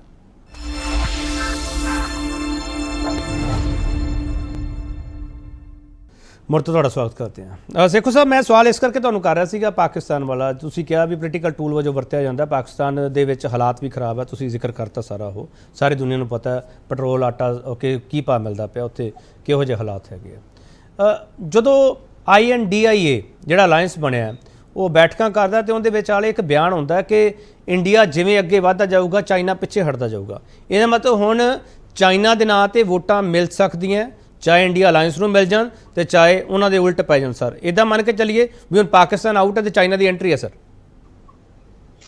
ਮੈਨੂੰ ਲੱਗਦਾ ਕਿ ਅਸੀਂ ਗੁਆਂਢੀ ਨਹੀਂ ਬਦਲ ਸਕਦੇ। ਬੜੀ ਪੁਰਾਣੀ ਕਹਾਵਤ ਆ ਪੰਜਾਬ ਦੇ ਵਿੱਚ ਕਿ ਤੁਸੀਂ ਆਪਣੇ ਕੁੜਮ ਜਾਂ ਰਿਸ਼ਤੇਦਾਰ ਬਦਲ, ਉਹਨਾਂ ਤੋਂ ਬਿਨਾਂ ਗੁਜ਼ਾਰਾ ਹੋ ਜਾਊਗਾ, ਗੁਆਂਢੀਆਂ ਤੋਂ ਬਿਨਾਂ ਗੁਜ਼ਾਰਾ ਨਹੀਂ ਹੁੰਦਾ। ਤੁਸੀਂ ਗੁਆਂਢੀਆਂ ਨੂੰ ਕਿਵੇਂ ਟੈਕਲ ਕਰਨਾ ਹੈ, ਕਿਵੇਂ ਰਿਜ਼ੋਲਵ ਕਰਨਾ ਹੈ, ਕਿ ਮਾਡਰਨ ਜਿਹੜਾ ਹੈਗਾ ਖਾਸ ਕਰਕੇ ਸਟੇਟ ਜਿਹੜੇ ਨੇਸ਼ਨ ਸਟੇਟਸ ਹੈਗੀ ਆ, ਤੁਹਾਨੂੰ ਦੋਵਾਂ ਦੇ ਵਿੱਚ ਰਹਿਣਾ ਪੈਣਾ।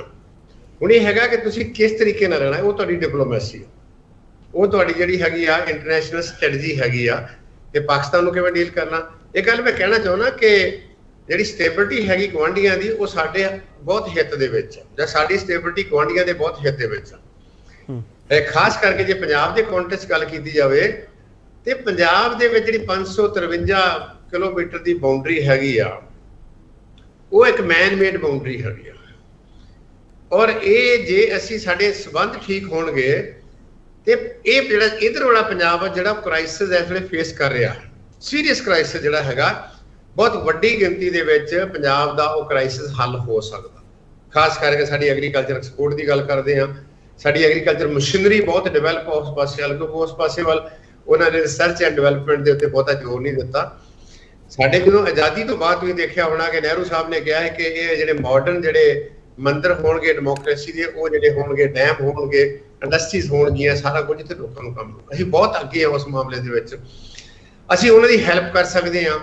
ਤੁਸੀਂ ਜਦੋਂ ਵੀ ਕਿਸੇ ਦੇਸ਼ ਨਾਲ ਰਿਲੇਸ਼ਨਸ ਜਿਹੜੇ ਹੈਗੇ ਆ ਉਹ ਚੰਗੇ ਬਣਾਉਣੇ ਆ, ਤੁਸੀਂ ਉਹਨਾਂ ਦੀ ਹੈਲਪ ਕਰਕੇ ਬਣਾ ਸਕਦੇ ਹੋ, ਉਹ ਹੈਲਪ ਦੇ ਵਿੱਚ ਫਾਇਦਾ ਵਾ। ਸੇਮ ਵਿਦ ਚਾਈਨਾ, ਅਸੀਂ ਚਾਈਨਾ ਜਿੱਦਾਂ ਪਾਕਿਸਤਾਨ ਸਾਨੂੰ ਕੰਪੀਟ ਨਹੀਂ ਕਰ ਸਕਦਾ ਹਰ ਪਾਸੇ ਵੱਲੋਂ, ਉਦਾਂ ਇੰਡੀਆ ਦਾ ਚਾਈਨਾ ਦੇ ਨਾਲ ਪੰਗਾ ਲੈਣਾ ਜਿਹੜਾ ਹੈਗਾ ਵਾ ਉਹ ਦੇਸ਼ ਲਈ ਇਸ ਕਰਕੇ ਭਾਈ ਪੈ ਸਕਦਾ ਕਿ ਸਾਡੇ ਗਰੀਬੀ ਬਹੁਤ, ਸਾਡੇ ਬੈਕਵਰਡਨੈਸ ਬਹੁਤ ਆ।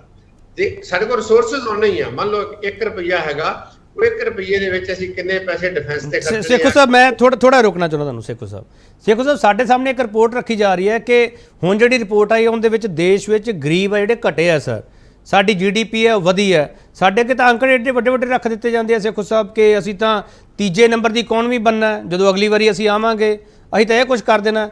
ਤੇ ਤੁਸੀਂ ਜਦੋਂ ਗੱਲ ਕਰਦੇ ਹੋ ਤੁਸੀਂ ਕਹਿੰਦੇ ਹੋ ਵੀ ਕੁਛ ਰਸੂਖਦਾਰਾਂ ਕੋਲ ਹੀ ਭਾਰਤ ਦਾ ਪੈਸਾ ਪਿਆ, ਬਾਕੀ ਗਰੀਬ ਹੈ ਜਿਹੜੇ ਉਹ ਲਗਾਤਾਰ ਵਧਦੇ ਪਏ। ਸੇਖੂ ਸਾਹਿਬ, ਇਹਨੂੰ ਕਿਵੇਂ ਸਮਝੀਏ? ਸਰ ਤੁਸੀਂ ਤਾਂ ਆਮ ਲੋਕਾਂ ਨੂੰ ਮਿਲਦੇ ਰਹਿੰਦੇ ਸਰ, ਆਮ ਲੋਕਾਂ ਤੱਕ ਇਹ ਮੈਸੇਜ ਜਾਂਦਾ ਵੀ ਸਾਡੀ ਸਰਕਾਰ ਤਾਂ ਕਹਿੰਦੀ ਖਜ਼ਾਨਾ ਭਰ ਗਿਆ, ਅਸੀਂ ਤਾਂ ਬਹੁਤ ਅੱਗੇ ਵੱਧ ਗਏ। ਸੇਖੂ ਸਾਹਿਬ ਦੇਖੋ, ਜੇ ਤੁਹਾਡੀ ਆਮਦਨ ਹੈਗੀ ਆ 20 ਰੁਪਏ ਤੇ ਉਹਦੇ ਵਿੱਚ ਤੁਹਾਨੂੰ 10% ਤੁਹਾਡੀ ਇਨਕਰੀਜ਼ ਹੋ ਗਈ ਤੇ 2 ਰੁਪਏ ਇਨਕਰੀਜ਼ ਹੋਈ ਨਾ।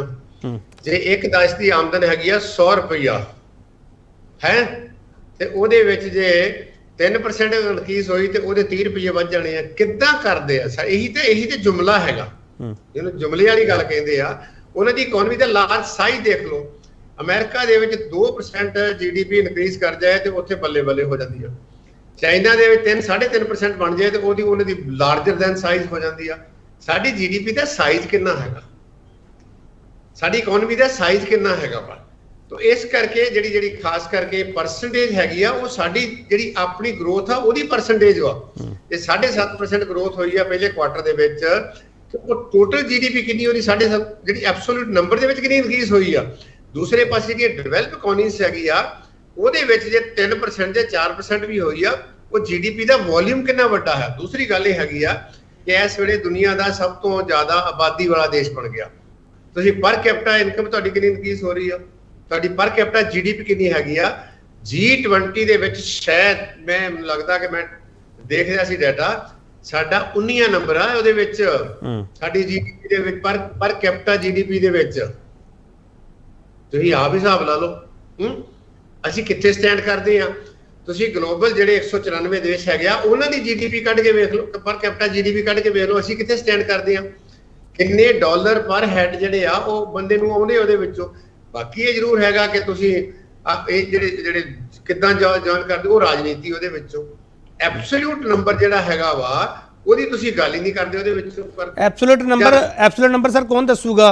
ਭਾਰਤ ਸਿਰ ਕਰਜ਼ਾ ਕਿੰਨਾ ਚੜਿਆ ਸਰ 9 ਸਾਲਾਂ ਦੇ ਵਿੱਚ, ਉਹ ਕੌਣ ਦੱਸੂਗਾ ਸਰ? ਇਹ ਸਮੱਸਿਆ ਹੀ ਇੱਥੇ ਹੈ। ਪਰ ਮੈਨੂੰ ਲੱਗਦਾ ਕਿ ਜਿਹੜੀ ਲੋਕਾਂ ਦੀਆਂ ਤੰਗੀਆਂ ਹੈ, ਲੋਕਾਂ ਦੀਆਂ ਤੰਦੀਆਂ ਹੈ, ਤੁਸੀਂ ਦੇਖੋ ਕਿ ਪਹਿਲੇ ਸਮੇਂ ਦੇ ਵਿੱਚ ਖਾਸ ਕਰਕੇ ਪੋਸਟ ਕਰੋਨਾ ਦੇ ਵਿੱਚ ਐਮਪਲਾਇਮੈਂਟ ਕਿੱਥੇ ਹੈਗੀ ਹੈ। ਪੋਸਟ ਕਰੋਨਾ ਦੇ ਵਿੱਚ ਜਿਹੜੀ ਖਾਸ ਕਰਕੇ ਕਿਸ ਤਰੀਕੇ ਦਾ ਸਾਰਾ ਇਕਨੋਮਿਕ ਗਰੋਥ ਉਹਦੇ ਵਿੱਚੋਂ ਆ ਗਈ ਹੈ, ਕਿਸ ਕਿਸਮ ਦੀ ਜਿਹੜੀ ਸਾਰਾ ਸਿਚੁਏਸ਼ਨ ਉਹਦੇ ਵਿੱਚੋਂ ਆ ਗਈ ਆ। ਇਹ ਸਵਾਲ ਤਾਂ ਕਰਦੇ ਆ ਜਦੋਂ ਧਰਮ ਨੂੰ ਕਿਸੇ ਉਹਨੇ ਕਿਹਾ ਸੀ ਆਪਣੇ ਨੇ ਕਿਸ ਸਮੇਂ 'ਚ ਮਾਓ ਦੇ ਤੁੰਗ ਨੇ ਕਿ ਫੀਮ ਦਾ ਕੰਮ ਕਰਦੀ ਆ। ਇਸ ਵੇਲੇ ਉਹਨਾਂ ਨੂੰ ਲੱਗਦਾ ਹੈ ਕਿ ਜਿਹੜਾ ਸਾਰੀ ਰਾਜਨੀਤੀ ਆ ਉਸੇ ਆਲੇ ਦੁਆਲੇ ਘੁੰਮਣ ਰਹੀ ਆ। ਕਿਸ ਤਰੀਕੇ ਨਾਲ ਅਦਰ ਕ੍ਰੀਏਟ ਕੀਤੇ ਜਾ ਰਹੇ ਆ, ਜਾਂ ਕਿਸ ਤਰੀਕੇ ਨਾਲ ਘਟਨਾਵਾਂ ਹੋ ਰਹੀਆਂ, ਜਾਂ ਕਿਸ ਤਰੀਕੇ ਦੇ ਨਾਲ ਇਹ ਸਾਰਾ ਜਿਹੜਾ ਚਾਹੇ ਉਹ ਰੀਨੇਮਿੰਗ ਹੋ ਰਹੀ ਆ, ਬਿਲਡ ਕੀਤਾ ਜਾ ਰਿਹਾ ਵਾ, 1000 ਸਾਲ ਪਿੱਛੇ ਜਾਇਆ ਜਾ ਰਿਹਾ ਵਾ, 1000 ਸਾਲ ਅੱਗੇ ਜਾਇਆ ਜਾ ਰਿਹਾ। ਸੇਖੋ ਸਾਹਿਬ ਮਾਫ ਕਰਨਾ ਸੇਖੋ ਸਾਹਿਬ, ਮੈਂ ਇੱਕ ਗੱਲ ਕਹਿਣ ਜਾ ਰਿਹਾ ਸੀ। ਸਾਡੇ ਸਾਹਮਣੇ ਖਬਰ ਇਹ ਦਿਖਾਈ ਜਾਂਦੀ ਹੈ ਸਾਨੂੰ ਕਿ G20 ਦੇ ਸਮਾਗਮਾਂ ਦੇ ਵਿੱਚ ਬਾਂਦਰ ਖੱਲਣ ਨਾ ਪਾ ਦੇਣ ਤੇ ਲੰਗੂਰਾਂ ਦੇ ਉੱਥੇ ਮਖੋਟੇ ਲਾ ਦਿੱਤੇ ਗਏ ਆ। ਸਰ ਜਦੋਂ ਸਾਨੂੰ ਖਬਰ ਇਹ ਦਿਖਾਈ ਜਾਂਦੀ ਹੈ ਕਿ ਅਸੀਂ ਜਿਹੜੀਆਂ ਤਿਆਰੀਆਂ ਕੀਤੀਆਂ ਬਹੁਤ ਵਧੀਆ ਕੀਤੀਆਂ ਸਰ, ਤਿਆਰੀਆਂ ਕਰਨੀਆਂ ਵੀ ਚਾਹੀਦੀਆਂ, ਪਰ ਜਦੋਂ ਸਾਨੂੰ ਸਰ ਵੱਡੇ ਪੱਧਰ ਤੇ ਇਹ ਦੱਸਿਆ ਜਾਂਦਾ ਹੈ ਕਿ ਬਾਂਦਰਾਂ ਨੂੰ ਰੋਕਣ ਲਈ ਅਸੀਂ ਕੋਸ਼ਿਸ਼ਾਂ ਕਰ ਰਹੇ ਹਾਂ, ਤਾਂ ਸਰ ਫਿਰ ਅਸੀਂ ਕਿਹੋ ਜਿਹੀ ਚਰਚਾ ਕਰਾਂਗੇ? ਸੇਖੋ ਸਾਹਿਬ ਮਾਫ ਕਰਨਾ ਸਰ, ਤੁਹਾਨੂੰ ਇਹ ਸਵਾਲ ਬੜਾ ਲਾਈਟ ਲੱਗੂਗਾ ਸਰ। ਜਿਹੜੀ ਲੈਂਗੁਏਜ ਬਹੁਤ ਜ਼ਰੂਰੀ ਆ। ਤੁਸੀਂ ਦੇਖਿਆ ਹੋਣਾ ਕਿ ਆਨਰੇਬਲ ਪ੍ਰਧਾਨ ਮੰਤਰੀ ਜਿਹੜਾ ਹੈਗਾ ਉਹ ਕਿਸ ਕਿਸਮ ਦੀ ਕਈ ਵਾਰੀ ਲੈਂਗੁਏਜ ਯੂਜ਼ ਕਰਦੇ ਆ। ਸਾਨੂੰ ਹੋ ਸਕਦਾ ਕੁਝ ਲੋਕਾਂ ਨੂੰ ਚੰਗਾ ਲੱਗਦਾ ਹੋਵੇ, ਜਿਹੜੇ G20 ਦੇ ਲੋਕ ਵਾ ਜਾਂ ਜਿਹੜੇ ਬਾਹਰ ਰਹਿੰਦੇ ਲੋਕ ਉਹ ਬਹੁਤ ਅੰਡਰਸਟੈਂਡ ਕਰਦੇ ਆ, ਉਹਨਾਂ ਨੂੰ ਪਤਾ ਇਹਦੇ ਕੀ ਕਨਸੀਕੁਐਂਸ ਹੋ ਸਕਦੇ ਆ। ਔਰ ਦਾ ਐਂਡ ਰਿਜ਼ਲਟ ਇਹ ਹੈਗਾ ਕਿ ਕਿਸ ਤਰੀਕੇ ਦੇ ਨਾਲ ਇਹ ਸਪੈਸ਼ਲ ਸੈਸ਼ਨ ਤੁਹਾਡਾ ਸੋਹਣੇ ਸਮੇਂ 'ਚ ਆ ਰਿਹਾ। ਇਹ ਪਹਿਲੀ ਵਾਰੀ ਹੋਇਆ ਕਿ ਕੋਈ ex president of the country ਉਹਨਾਂ ਨੂੰ ਕਮੇਟੀ ਦੇ ਵਿੱਚ ਲਿਆਂਦਾ ਗਿਆ, ਕਮੇਟੀ ਦਾ ਚੇਅਰਮੈਨ ਬਣਾ ਦਿੱਤਾ। ਇਹ ਅਨਪ੍ਰੈਸੀਡੈਂਟਡ ਆ। ਇਹ ਸਿਰਫ ਇੱਕੋ ਹੀ ਜਿਹੜਾ ਹੈਗਾ ਖਾਸ ਕਰਕੇ ਇਹ ਗੱਲ ਜਿਹੜੀ ਹੈਗੀ ਆ ਉਹਦੇ ਨਾਲ ਸਮਝਣ ਵਾਲੇ ਲੋਕ ਸਮਝ ਜਾਣਗੇ। ਸਰ ਉਹਦੇ 'ਚ 2 ਮੈਸੇਜ ਦੇਣ ਦੀ ਕੋਸ਼ਿਸ਼ ਹੈ ਸੇਖੋ ਸਾਹਿਬ, ਤੁਸੀਂ ਜ਼ਿਆਦਾ ਸਿਆਣੇ ਹੋ। ਉਹ 'ਚ 2 ਮੈਸੇਜ ਦੇਣ ਦੀ ਕੋਸ਼ਿਸ਼ ਹੈ। ਇੱਕ ਤਾਂ ਗਰੀਬਾਂ ਤੱਕ ਇਹ ਗੱਲ ਪਹੁੰਚਾਉਣੀ ਕਿ ਅਸੀਂ ਖਰਚਾ ਬਚਾਉਣ ਲੱਗੇ ਹਾਂ, ਦੂਜਾ ਦਲਿਤਾਂ ਤੱਕ ਇਹ ਮੈਸੇਜ ਪਹੁੰਚਾਉਣਾ ਕਿ ਅਸੀਂ ਤੁਹਾਡੇ ਨੁਮਾਇੰਦੇ ਨੂੰ ਬਹੁਤ ਵੱਡਾ ਪੇਸ਼ ਕਰਤਾ ਤੇ ਉੱਥੇ ਹੀ ਸਾਰੇ ਮਸਲੇ ਹੱਲ ਹੋਣਗੇ ਕੋਵਿੰਦ ਸਾਹਿਬ ਦੀ ਪ੍ਰਧਾਨਗੀ ਹੇਠ। ਇੰਦਰਾ ਗਾਂਧੀ ਪ੍ਰਾਈਮ ਮਿਨਿਸਟਰ ਬਣੀ ਸੀ ਕਿ ਸਾਰੀਆਂ ਵਿਮਨ ਇਸ ਦੇਸ਼ ਦੀਆਂ ਇੰਪਾਵਰ ਹੋ ਗਈਆਂ ਸੀਗੀਆਂ। ਜੇ ਇੰਪਾਵਰ ਹੋ ਗਿਆ ਤੇ ਮਨੀਪੁਰ ਵਾਲੀ ਘਟਨਾ ਨਾ ਹੁੰਦੀ। ਇਹ ਤੋਂ ਬਿਲੋ ਕਿਹਾ Narinder Singh president of India ਜਿਹੜੇ ਪਹਿਲੇ ਜਿਹਨੂੰ ਕਹਿ ਜੀ ਆਪਾਂ literate president, London School of Economics ਦੇ ਪੜ੍ਹੇ ਉਹ ਪ੍ਰੈਜ਼ੀਡੈਂਟ ਬਣੇ ਸੀਗੇ ਕਿ ਉਹਦੇ ਨਾਲ ਦਲਿਤਾਂ ਦੇ ਨਾਲ ਉਹਨਾਂ ਦਾ ਹੋ ਗਿਆ ਸੀਗਾ। ਸ਼੍ਰੀਮਤੀ ਮਾਇਆਵਤੀ ਜੀ ਯੂਪੀ ਦੇ ਵਿੱਚ ਪਹਿਲੀ ਜਿਹੜੀ ਹੈਗੀ ਮੁੱਖ ਮੰਤਰੀ ਬਣੀ ਸੀ ਕਿ ਉਹਦੇ ਨਾਲ ਕੋਈ ਉਹਨਾਂ ਦਾ ਲੋਕਾਂ ਦਾ ਉੱਥੇ ਦਾ ਭਲਾ ਹੋ ਗਿਆ ਸੀਗਾ। ਕਿ ਪੰਜਾਬ ਦੇ ਵਿੱਚ ਸਿੱਖ ਮੁੱਖ ਮੰਤਰੀ ਬਣੇ ਆ ਕਿ ਉਹਦੇ ਨਾਲ ਸਿੱਖਾਂ ਦਾ ਜਿਹੜਾ ਭਲਾ ਹੋ ਗਿਆ ਸੀਗਾ। ਕਿ ਜਿਹੜੇ ਹਿੰਦੂ ਬਣਦੇ ਆ ਉਹਦੇ ਨਾਲ ਹਿੰਦੂਆਂ ਦਾ ਭਲਾ ਹੋ ਜਾਂਦਾ ਜਾਂ ਹੋ ਰਿਹਾ ਹੈ। ਇਹ ਸਾਰੀਆਂ ਮਿਥਸ ਹੈਗੀਆਂ। ਮੈਨੂੰ ਇਹ ਲੱਗਦਾ ਕਿ ਬੀਜੇਪੀ ਇਸ ਵੇਲੇ ਬਹੁਤ ਸੀਰੀਅਸ ਮੰਥਨ ਦੇ ਵਿੱਚ ਹੈਗੀ। ਉਹਨਾਂ ਨੂੰ ਇਹ ਸਮਝ ਨਹੀਂ ਆਈ ਕਿ ਤੁਸੀਂ ਪ੍ਰੈਜ਼ੀਡੈਂਟ ਐਕਸ ਪ੍ਰੈਜ਼ੀਡੈਂਟ ਨੂੰ ਜਿਹੜਾ ਹੈਗਾ ਤੁਸੀਂ ਕਮੇਟੀ ਦੇ ਵਿੱਚ ਬਣਾਉਣਾ ਆਪਣੇ ਆਪ ਦੇ ਵਿੱਚ ਬਹੁਤ ਵੱਡੀ ਪੋਲੀਟੀਕਲੀ ਜਿਹੜੀ ਇਹਨਾਂ ਦਾ ਜੋ ਮਰਜ਼ੀ ਸਮਝ ਲਓ ਤੁਸੀਂ, ਇਹ ਪੋਸੀਬਲ। ਉਹ ਪ੍ਰੈਜ਼ੀਡੈਂਟ ਹੈਗੇ ਆ, ਉਹਨਾਂ ਦੀ ਰეკਮੈਂਡੇਸ਼ਨ ਸਾਨੂੰ ਪਤਾ ਇਹਨਾਂ ਦੀ ਰਾਜਨੀਤੀ ਹੈਗੀ ਆ, ਸਾਨੂੰ ਪਤਾ ਇਹ ਪੋਲਿਟਿਕਸ ਹੈਗੀ ਆ ਕਿ ਜੋ ਗੱਲ ਕਹਿਣੀ ਜਿਹੜੇ ਪ੍ਰੈਜ਼ੀਡੈਂਟ ਰਹੇ ਹੋਣ, president of the country is not answerable to any court of ਜੋ ਵੀ ਉਹਨਾਂ ਨੇ ਕੰਮ ਕੀਤੇ ਹੋ। ਉਹ ਅਬਵ ਉਹਦੇ ਤੋਂ ਹੋ ਜਾਂਦੇ ਆ। ਤੁਸੀਂ ਉਹਨਾਂ ਨੂੰ ਵਿੱਚ ਲਿਆ ਰਹੇ ਹੋ, ਇਹਦਾ ਮਤਲਬ ਇਹਨਾਂ ਦੀ ਬਹੁਤ ਵੱਡੀ ਬੁਖਲਾਹਟ ਹੈ। ਔਰ ਉਸ ਸਮੇਂ ਲਿਆ ਰਹੇ ਹੋ ਜਦੋਂ ਇੰਡੀਆ ਦੀ ਮੀਟਿੰਗ ਜਿਹੜੀ ਆ ਬੰਬੇ ਦੇ ਵਿੱਚ ਚੱਲ ਰਹੀ ਹੈ। ਇਹ ਉਸ ਸਮੇਂ ਤੇ ਲਿਆ ਰਹੇ ਹੋ ਕਿ ਜਦੋਂ ਅਸੀਂ ਇੱਕ ਬਹੁਤ ਕਰੂਸ਼ੀਅਲ ਫੇਜ਼ ਦੇ ਵਿੱਚ ਇੱਥੇ ਇਲੈਕਸ਼ਨ ਦੀ ਗੱਲ ਹੋ ਰਹੀ ਆ, ਜਿੱਥੇ ਸਟੇਟ ਆਫ ਨੇਸ਼ਨ ਸਰਵੇ ਆ ਰਹੇ ਆ, ਜਿੱਥੇ 3 ਸਟੇਟਾਂ ਦੀ ਕਰੂਸ਼ੀਅਲ ਇਲੈਕਸ਼ਨਸ ਹੋ ਰਹੀ ਹੈ ਹਿੰਦੀ ਹਾਰਟਲੈਂਡ ਦੇ ਵਿੱਚ, ਜਿਹੜਾ ਰਾਜਸਥਾਨ ਆ ਗਿਆ, ਮੱਧ ਪ੍ਰਦੇਸ਼ ਆ ਗਿਆ, ਛੱਤੀਸਗੜ੍ਹ ਆ ਗਿਆ, ਜਿੱਥੋਂ ਆਮ ਤੁਹਾਡੇ ਵਰਗੇ ਜਿਹੜੇ ਦੋਸਤ ਮਿੱਤਰ ਪੱਤਰਕਾਰ ਹੈਗੇ ਆ ਉਹ ਇਹ ਦੱਸ ਰਹੇ ਆ ਕਿ ਬੀਜੇਪੀ ਸੀਰੀਅਸ ਕ੍ਰਾਈਸਿਸ ਦੇ ਵਿੱਚ ਹੈ। ਤੋ ਇਸ ਕਰਕੇ ਸਾਰਾ ਹੀ ਕੰਮ ਜੇ ਰਾਜਨੀਤੀ ਨਾਲ ਕੀਤਾ ਜਾਊਗਾ ਤੇ ਫਿਰ ਦੇਸ਼ ਲਈ ਬਹੁਤ ਵੱਡਾ ਚੈਲੰਜ ਹੈ। ਇਹ ਦੇਸ਼ ਦੇ ਵਿੱਚ ਡਾਇਵਰਸਿਟੀ ਬਹੁਤ ਜ਼ਿਆਦੀ ਆ, ਇਹ ਦੇਸ਼ ਨੂੰ ਇੱਕ ਰੂਲ ਦੇ ਕਾਬੂ ਨਹੀਂ ਕੀਤਾ ਜਾ ਸਕਦਾ। ਇਹ ਦੇਸ਼ ਦੇ ਵਿੱਚ ਹਰ ਸਟੇਟ ਦੀ ਆਪਣੀ ਆਪਣੀ ਇਤਿਹਾਸ ਹੈਗਾ ਵਾ, ਆਪਣਾ ਆਪਣਾ ਕਲਚਰ ਹੈਗਾ, ਆਪਣੀ ਆਪਣੀ ਜਿਹੜੀਆਂ ਉਹਦੀਆਂ ਸਭਿਅਤਾ ਜਾਂ ਸੰਸਕ੍ਰਿਤੀ ਹੈਗੀ ਆ। ਤਾਂ ਇਹ ਜਿਹੜਾ ਏਜੰਡਾ ਹੈ, ਖਾਸ ਕਰਕੇ ਜਿਹੜਾ ਅਲਟੀਮੇਟਲੀ ਜਿਸ ਪਾਸੇ ਵਾਲੇ ਤੁਰ ਰਹੀ ਸਰਕਾਰ, ਇੱਕ ਨੇਸ਼ਨ ਹੋਵੇ, ਇੱਕ ਇਲੈਕਸ਼ਨ ਹੋਵੇ, ਉਹ ਠੀਕ ਆ, ਪਹਿਲੀਆਂ 4 ਇਲੈਕਸ਼ਨਸ ਹੋਈਆਂ, ਪਰ ਉਸ ਤੋਂ ਬਾਅਦ ਪਹਿਲੇ 55 ਸਾਲ ਦੇ ਵਿੱਚ ਰਾਜਨੀਤੀ ਬਹੁਤ ਬਦਲ ਗਈ ਆ। ਇਹ ਮੈਨੂੰ ਲੱਗਦਾ ਹੈ ਕਿ ਇਹ ਜਿਹੜੀ ਖਾਸ ਕਰਕੇ ਨੀਅਤ ਦੇ ਪਿੱਛੇ ਹੋ ਸਕਦੀ ਆ, ਜਿਹੜਾ ਉਹਨਾਂ ਦਾ ਏਜੰਡਾ ਹੈਗਾ। ਪਰ ਜੇ ਉਹ ਏਜੰਡਾ ਲਾਗੂ ਹੁੰਦਾ ਤੇ ਮੈਂ ਇਹ ਗੱਲ ਜ਼ਿੰਮੇਵਾਰੀ ਨਾਲ ਕਹਿ ਸਕਦਾ ਕਿ ਦੇਸ਼ ਵਾਸਤੇ ਜਾਂ ਤੁਹਾਡੇ ਸਾਡੇ ਵਾਸਤੇ ਸਮੱਸਿਆ ਜਿਹੜੀਆਂ ਬਹੁਤ ਜ਼ਿਆਦੀਆਂ ਵੱਧ ਜਾਣਗੀਆਂ। ਔਰ ਮੈਨੂੰ ਇਹ ਆਸ ਆ ਵੀ ਇਹ ਦੇਸ਼ ਦੇ ਲੋਕ ਇਸ ਸਰਕਾਰ ਨੂੰ ਉਸ ਹੱਦ ਤੱਕ ਨਹੀਂ ਜਾਣ ਦੇਣਗੇ। ਕੋਈ ਨਾ ਕੋਈ ਜਿਹੜਾ ਇਹਦਾ ਹੱਲ ਜਿਹੜਾ ਵਾ ਕਿਸੇ ਤਰੀਕੇ ਦੇ ਨਾਲ ਉਹ ਲੈ ਆ ਰਹੀਆਂ ਉਹ ਲੱਭ ਲੈਣ। ਚਲੋ ਮੈਂ ਇੱਕ ਹੋਰ ਛੋਟਾ ਜਿਹਾ ਵਕਫਾ ਲੈ ਲਵਾਂ, ਆਖਰੀ ਹਿੱਸੇ ਵਿੱਚ ਅਸੀਂ ਹੋਵਾਂਗੇ। ਸੇਖੋ ਸਾਹਿਬ ਬ੍ਰੇਕ ਤੋਂ ਬਾਅਦ ਵਾਪਸ ਆ ਰਹੇ ਹਾਂ।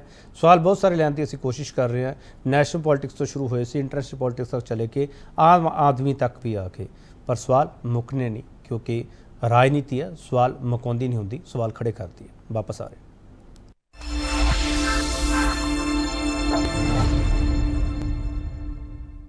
एक बार फिर ਤੁਹਾਡਾ ਸਵਾਗਤ करते हैं। Professor Jagroop Singh Sekhon political scientist ने, बहुत इन्हों तजर्बा, बड़े तुसी आर्टिकल इन्हों के अखबारों में पढ़ते होवोगे तो आपकी गल तो खड़े रहते हैं, आपकी गल तो भजते नहीं जो कहते हैं। सेखो साहब ਜਿਹੜੇ ਤੁਸੀਂ इजलास का जिक्र कर लिया, इजलास ਦੇ ਵਿੱਚ बिल भी आने हैं, ये इजलास सही वक्त ਤੇ सद्या गया सर, इदा ही होना चाहिए ਸੀਗਾ ਇਹਨਾਂ एक सवाल मेरा होर है सर सेखो साहब, ਇਹ ਜਿਹੜਾ ਨਵਾਂ ਪਾਰਲੀਮੈਂਟ ਸਾਡਾ ਬਣਾਇਆ ਸਰ, ਉਹਦੇ ਵਿੱਚ ਸੀਟਾਂ ਬਹੁਤ ਜ਼ਿਆਦਾ ਹੈ, ਉਹ ਸੀਟਾਂ ਦੇ ਉੱਤੇ ਕੌਣ ਬੈਠੂਗਾ ਸਰ? ਇਹ ਸਵਾਲ ਬੜਾ ਅਜੀਬ ਜਿਹਾ ਲੱਗਦਾ ਮੈਨੂੰ ਵੀ ਪੁੱਛਣਾ। ਤੇ ਇੱਕ ਔਰਤਾਂ ਲਈ ਜਿਹੜਾ ਬਿੱਲ ਲਿਆਉਣ ਦੀ ਚਰਚਾ ਸਰ, ਉਹਦੇ ਬਾਬਤ ਦੱਸ ਦਿਓ ਸਰ। ਦੇਖੋ ਇਹ ਲਾਸਟ ਮਿੰਟ ਤੇ ਸਾਰਾ ਕੁਝ ਹੋ ਰਿਹਾ, ਸ਼ਾਇਦ ਇਹਨਾਂ ਨੂੰ ਇਹ ਲੱਗ ਗਿਆ ਕਿਉਂਕਿ ਸਰਕਾਰਾਂ ਕੋਲ ਕੰਨ ਵੀ ਹੁੰਦੇ ਆ, ਅੱਖਾਂ ਵੀ ਹੁੰਦੀਆਂ, ਇਹਨਾਂ ਕੋਲ ਏਜੰਸੀ ਵੀ ਹੁੰਦੀ ਹੈ। ਮੈਨੂੰ ਲੱਗਦਾ ਵੀ ਸਰਕਾਰ ਨੂੰ ਲੱਗ ਗਿਆ ਵੀ ਸ਼ਾਇਦ ਆਉਣ ਵਾਲੇ ਸਮੇਂ ਦੇ ਵਿੱਚ ਇਹਨਾਂ ਦੀ ਮੁਸ਼ਕਲ ਹੋ ਜਾਊਗਾ, ਜਿਹੜਾ ਹੈਗਾ ਆਉਣ ਵਾਲੀ ਇਲੈਕਸ਼ਨ ਦੇ ਵਿੱਚ ਦੁਬਾਰਾ ਤਾਕਤ ਦੇ ਵਿੱਚ ਹੋਣਾ, ਕਿਉਂਕਿ ਰਾਜਨੀਤੀ ਬਾਰੇ ਕੁਝ ਨਹੀਂ ਕਿਹਾ ਜਾ ਸਕਦਾ। ਪਰ ਸਾਡਾ ਆਪਣਾ ਤਜਰਬਾ ਹੈਗਾ ਕਿ ਜਿਸ ਤਰੀਕੇ ਨਾਲ 77 ਦੇ ਵਿੱਚ ਇੰਦਰਾ ਗਾਂਧੀ ਨੂੰ ਲੋਕਾਂ ਨੇ ਲਾਂਭੇ ਕੀਤਾ ਸੀਗਾ, ਉਹਨੇ ਵੀ ਥੋੜਾ ਪ੍ਰੀਪੋਨ ਕੀਤਾ ਸੀਗਾ। 89 ਦੇ ਵਿੱਚ ਰਾਜੀਵ ਗਾਂਧੀ ਹਾਰ ਗਿਆ ਸੀਗਾ, 98 ਦੇ ਵਿੱਚ ਜਿਹੜਾ ਸੀਗਾ ਉਹ ਫਿਰ 6 ਦੇ ਵਿੱਚ ਬਿਕਸ ਚੱਲ ਗਿਆ ਸੀਗਾ।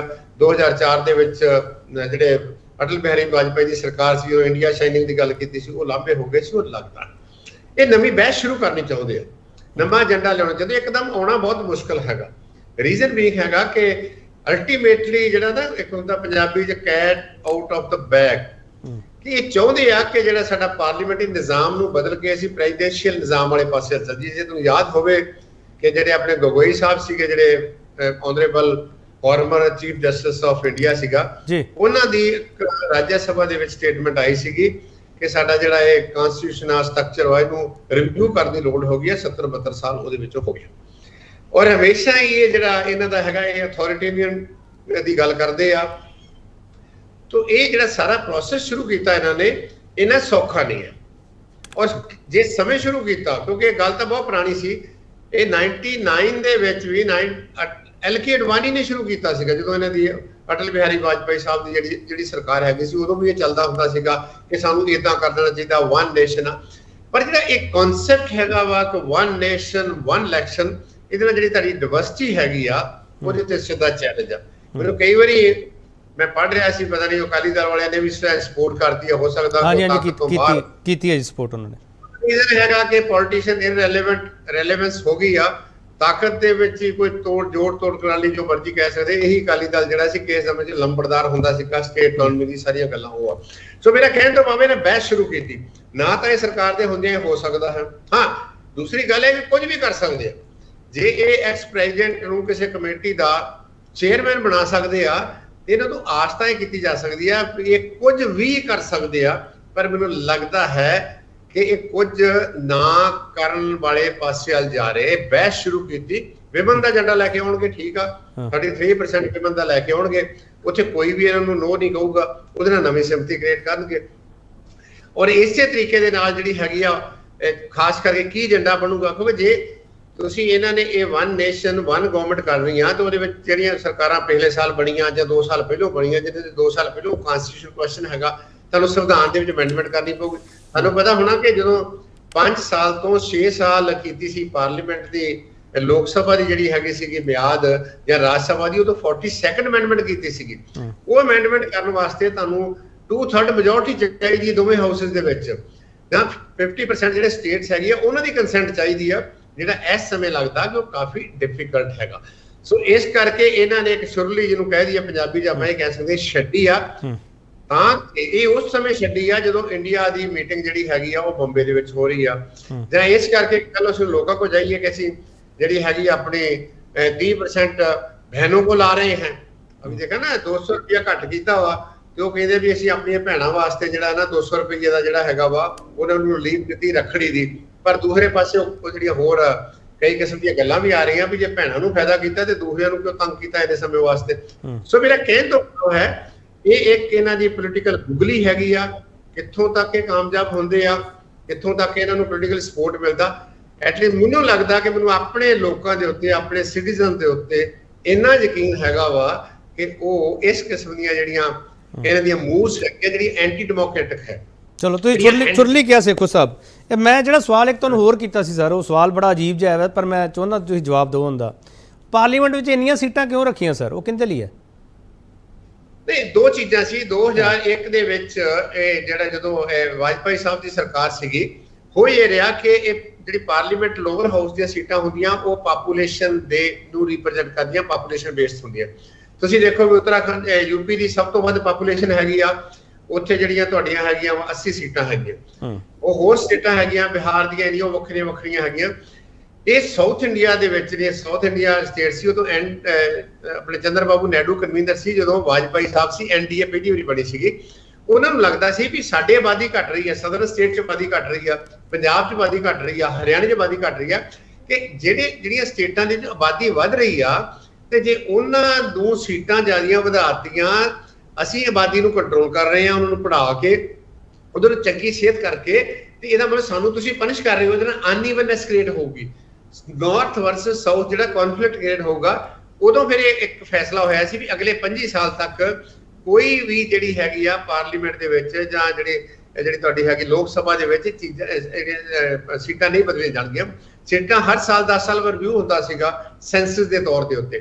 ਹੁਣ ਕਿਉਂਕਿ ਉਹ 25 ਸਾਲ ਕੰਪਲੀਟ ਹੋਣ ਵਾਲੇ ਆ ਔਰ ਇਹਨਾਂ ਨੂੰ ਇਹ ਵੀ ਲੱਗਦਾ ਹੈ ਕਿ ਇਹ ਹੋਰ ਜਿਹੜੀ ਰਿਪਰੈਜ਼ੈਂਟੇਸ਼ਨ ਹੋਣੀ ਚਾਹੀਦੀ, ਪਰ ਸਭ ਤੋਂ ਵੱਡਾ ਇੱਥੇ ਰੱਟਾ ਇਹ ਪਊਗਾ ਵੀ ਰਿਪਰੈਜ਼ੈਂਟੇਸ਼ਨ ਕਿੱਦਾਂ ਹੋਣੀ ਚਾਹੀਦੀ ਹੈ। ਜੇ ਰਿਪਰੈਜ਼ੈਂਟੇਸ਼ਨ ਆਬਾਦੀ ਤੇ ਹੋਈ ਤੇ ਯੂਪੀ ਦੀਆਂ ਬਹੁਤ ਵੱਧ ਜਾਣਗੀਆਂ, ਤਾਮਿਲਨਾਡੂ ਦੀਆਂ ਘਟ ਜਾਣਗੀਆਂ, ਆਂਧਰਾ ਦੀਆਂ ਘਟ ਜਾਣਗੀਆਂ, ਥੱਲੇ ਜਿਹੜੀਆਂ ਕੇਰਲਾ ਦੀਆਂ ਘਟ ਜਾਣਗੀਆਂ, ਪੰਜਾਬ ਦੀਆਂ ਘਟ ਸਕਦੀਆਂ, ਹੋਰਨਾਂ ਸਟੇਟਾਂ ਦੀਆਂ ਘਟ ਸਕਦੀਆਂ। ਸੋ ਇਹ ਬਹੁਤ ਵੱਡਾ ਇੱਕ ਪੋਲੀਟੀਕਲ ਕਨਫਲਿਕਟ ਦਾ ਕੁਐਸਚਨ ਆ ਜਿਹੜਾ ਸਵਾਲ ਇਹਨਾਂ ਨੇ ਖੜਾ ਕੀਤਾ। ਨੰਬਰ ਵਧਾਉਣ ਦੇ ਵਿੱਚ ਕਿਸੇ ਨੂੰ ਕੋਈ ਇਤਰਾਜ਼ ਨਹੀਂ ਹੋਣਾ ਚਾਹੀਦਾ।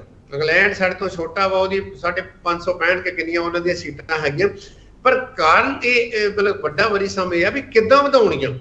ਕੀ ਤੁਸੀਂ ਟੈਰੀਟਰੀ ਦੇ ਹਿਸਾਬ ਨਾਲ ਰਿਪਰੈਜ਼ੈਂਟੇਸ਼ਨ ਦੇਣੀ ਆ, ਜਾਂ ਤੁਸੀਂ ਇਸੇ ਪ੍ਰਪੋਰਸ਼ਨੇਟ ਦੇ ਨਾਲ ਹੋਰ ਵਧਾਉਣੀਆਂ, ਜਾਂ ਜਿਨ੍ਹਾਂ ਦੀਆਂ ਸੀਟਾਂ ਘੱਟ ਵਾ ਉਹਨਾਂ ਨੂੰ ਜ਼ਿਆਦੀਆਂ ਦੇਣੀਆਂ ਵਾ, ਜਾਂ ਤੁਸੀਂ ਜਿਹੜਾ ਯੂਪੀ ਬਿਹਾਰ ਜਾਂ ਹੋਰ ਸਟੇਟਾਂ ਜਿੱਥੇ ਪਾਪੂਲੇਸ਼ਨ ਜਿਹੜੀ ਬਹੁਤ ਜ਼ਿਆਦੀ ਆ ਔਰ ਬਹੁਤ ਜ਼ਿਆਦੀ ਵੱਧ ਰਹੀ ਆ, ਤੁਸੀਂ ਉਹਨਾਂ ਤੋਂ ਸੀਟਾਂ ਵਧਾਉਣੀਆਂ ਵਾ। ਇਸ ਕਰਕੇ ਨਵੀਂ ਬਹਿਸ ਜਿਹੜੀ ਆ ਖੜੀ ਹੋਊਗੀ ਔਰ ਇਹ ਬਹਿਸ ਜਿਹੜੀ ਆ ਉਹ ਤੇ ਕੰਟੈਸਟ ਕੀਤਾ ਜਾਊਗਾ। ਚਲੋ, ਔਰ ਉਹ ਸਵਾਲ ਆਊਗਾ ਕਿ ਜਿਹੜੇ ਸਟੇਟ ਵੈਲਫੇਅਰ ਦਾ ਕੰਮ ਕਰਦੇ ਆ, ਜਿਹੜੇ ਸਟੇਟਾਂ ਦੀਆਂ ਸਕੀਮਾਂ ਰਾਹੀਂ ਪਾਪੂਲੇਸ਼ਨ ਜਿਹੜੀ ਕੰਟਰੋਲ ਹੁੰਦੀ ਆ, ਉਹਨਾਂ ਨੂੰ ਤੁਸੀਂ ਪਨਿਸ਼ ਕਰ ਰਹੇ ਹੋ।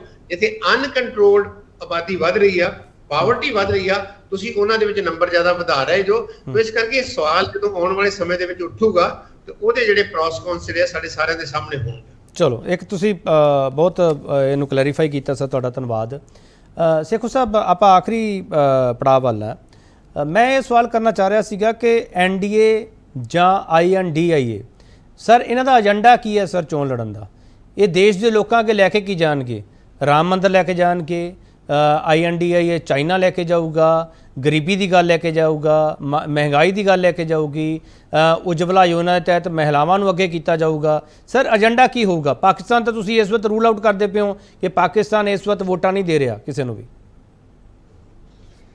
2019 ਦੇ ਵਿੱਚ ਅਨਫੋਰਚੂਨੇਟਲੀ ਜੋ ਠੀਕ ਹੈ ਹੋਇਆ ਸੀ ਬਾਲਾਕੋਟ ਦਾ ਹੋਇਆ ਸੀ ਇੰਸਟੈਂਸ ਜੀ ਜੀ, ਜੇ ਨਾ ਹੁੰਦਾ ਤੇ NDA ਜਾਂ BJP ਕਦੀ ਵੀ 200 ਤੋਂ ਜ਼ਿਆਦਾ ਸੀਟਾਂ ਕ੍ਰੋਸ ਨਹੀਂ ਕਰਦੀ।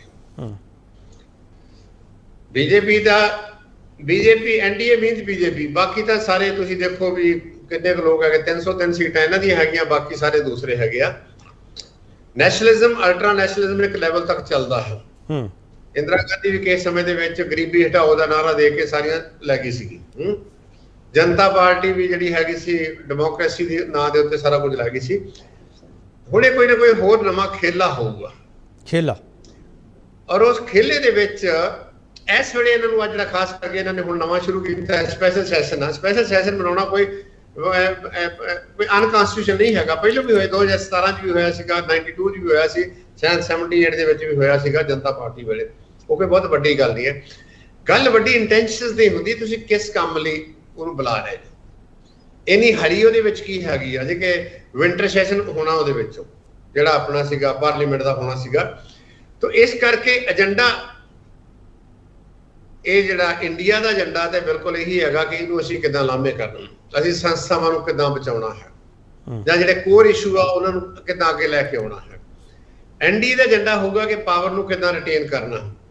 ਪਾਵਰ ਰਿਟੇਨ ਕਰਨ ਵਾਸਤੇ ਉਹਨਾਂ ਨੂੰ ਮਹਿੰਗਾਈ ਸਿਰੇ ਤੇ ਹੈ, ਅਨਪਲਾਇਮੈਂਟ ਸਿਰੇ ਦੇ ਉੱਤੇ ਹੈ, ਡਿਸਪੈਰਿਟੀ ਦਿਨੋਂ ਦਿਨ ਵੱਧ ਰਹੀ ਹੈ, ਘੁਟਾਲੇ ਬਹੁਤ ਵੱਡੇ ਵੱਡੇ ਹੋ ਰਹੇ ਆ। ਅਡਾਨੀ ਦੇ ਉੱਤੇ ਫਿਰ ਇੱਕ ਰਿਪੋਰਟ ਆਈ ਆ ਜੀ, ਔਰ ਰਿਪੋਰਟ ਕਿਹੜੇ ਪਾਸੇ ਵੱਲ ਜਾਂਦੀ ਆ ਉਹ ਦੇਖਣ ਵਾਲੀ ਲੋੜ ਹੈਗੀ ਆ। ਉਹ ਸਿਰਫ ਅਡਾਨੀ ਤੱਕ ਨਹੀਂ ਰਹਿੰਦੀ, ਉਹ ਤੋਂ ਬਹੁਤ ਅਗਲੇ ਪਾਸੇ ਵੱਲ ਜਾਂਦੀ ਹੈ। ਇਸ ਤਰੀਕੇ ਨਾਲ ਹੋਰ ਬਹੁਤ ਸਾਰੀਆਂ ਚੀਜ਼ਾਂ, ਚਾਈਨਾ ਦਾ ਮਸਲਾ ਸਾਡੇ ਕੋਲ ਹੈਗਾ, ਜਾਂ ਖਾਸ ਕਰਕੇ ਇਸ ਸਰਕਾਰ ਦਾ ਜਿਹੜੇ ਉੱਤੇ ਕ੍ਰਿਟਿਸਿਜ਼ਮ ਹੋ ਰਿਹਾ ਵਾ ਦੂਸਰੇ ਦੇਸ਼ਾਂ ਦੇ, ਉਹ ਬਹੁਤ ਉਹਦੇ ਵਿੱਚ ਹੈਗਾ। ਜਾਂ ਖਾਸ ਜਿਸ ਤਰੀਕੇ ਨਾਲ ਸੁਪਰੀਮ ਕੋਰਟ ਨੂੰ ਡੀਲ ਕੀਤਾ ਜਾ ਰਿਹਾ, ਸੁਪਰੀਮ ਕੋਰਟ ਦੇ ਜਿਹੜੇ ਹੈਗੇ ਡਿਸੀਜਨਸ ਆ ਉਹਨਾਂ ਨੂੰ ਓਵਰਰੂਲ ਕੀਤਾ ਜਾ ਰਿਹਾ ਹੈ, ਜਾਂ ਜਿਸ ਤਰੀਕੇ ਨਾਲ ਸੰਸਥਾਵਾਂ ਨੂੰ ਡਿਮੋਲਿਸ਼ ਕਰਨ ਦੀ ਗੱਲ ਚੱਲ ਰਹੀ ਆ। ਇਹ ਵੱਡਾ ਸਵਾਲ ਹੈ, ਇਹ ਲੋਕਾਂ ਸਾਹਮਣੇ ਸਵਾਲ ਆ। ਮੈਂ ਇੰਡੀਆ ਦੀ ਗੱਲ ਨਹੀਂ ਕਰਦਾ, ਇੰਡੀਆ ਦੇ ਵਿੱਚ ਵੀ ਚਲੋ ਠੀਕ ਆ, ਉਦਾਂ ਦੇ ਲੋਕ ਆ ਜਿਨ੍ਹਾਂ ਨੇ ਇੰਨਾ ਸਮਾਂ ਰੂਲ ਕੀਤਾ ਸੀਗਾ। ਹੁਣ ਇਸ ਵੇਲੇ ਲੜਾਈ ਹੋਣੀ ਚਾਹੀਦੀ ਆ ਸਿਸਟਮ ਤੇ ਵਰਸਸ ਲੋਕ। ਲੋਕ ਕਿਹੜੇ ਪਾਸੇ ਵੱਲ ਖੜੇ, ਸਧਾਰਨ ਲੋਕ ਕਿਹੜੇ ਪਾਸੇ ਵੱਲ ਖੜੇ ਆ। ਮੈਨੂੰ ਇਹ ਲੱਗਦਾ ਕਿ ਇਸ ਵੇਲੇ ਲੋਕਾਂ ਨੂੰ ਅੱਗੇ ਆਉਣਾ ਚਾਹੀਦਾ। ਲੋਕਾਂ ਨੂੰ ਜਿਹੜੀ ਇਹ ਲੜਾਈ ਜਿਹੜੀ ਹੈਗੀ ਪੋਲੀਟੀਕਲ ਜਿਹੜੀ ਹੈਗੀ ਆਪਣੇ ਹੱਥ ਲੈਣੀ ਚਾਹੀਦੀ ਆ। ਇਹ ਉਹਨਾਂ ਦੀ ਸਰਵਾਈਵਲ, ਖਾਸ ਕਰਕੇ ਪੋਲੀਟੀਕਲ ਸਿਸਟਮ ਦੇ ਸਰਵਾਈਵਲ ਦਾ ਤੇ ਉਹਨਾਂ ਦੇ ਸਰਵਾਈਵਲ ਦਾ ਜਿਹੜਾ ਇਹ ਮੌਕਾ ਹੈ।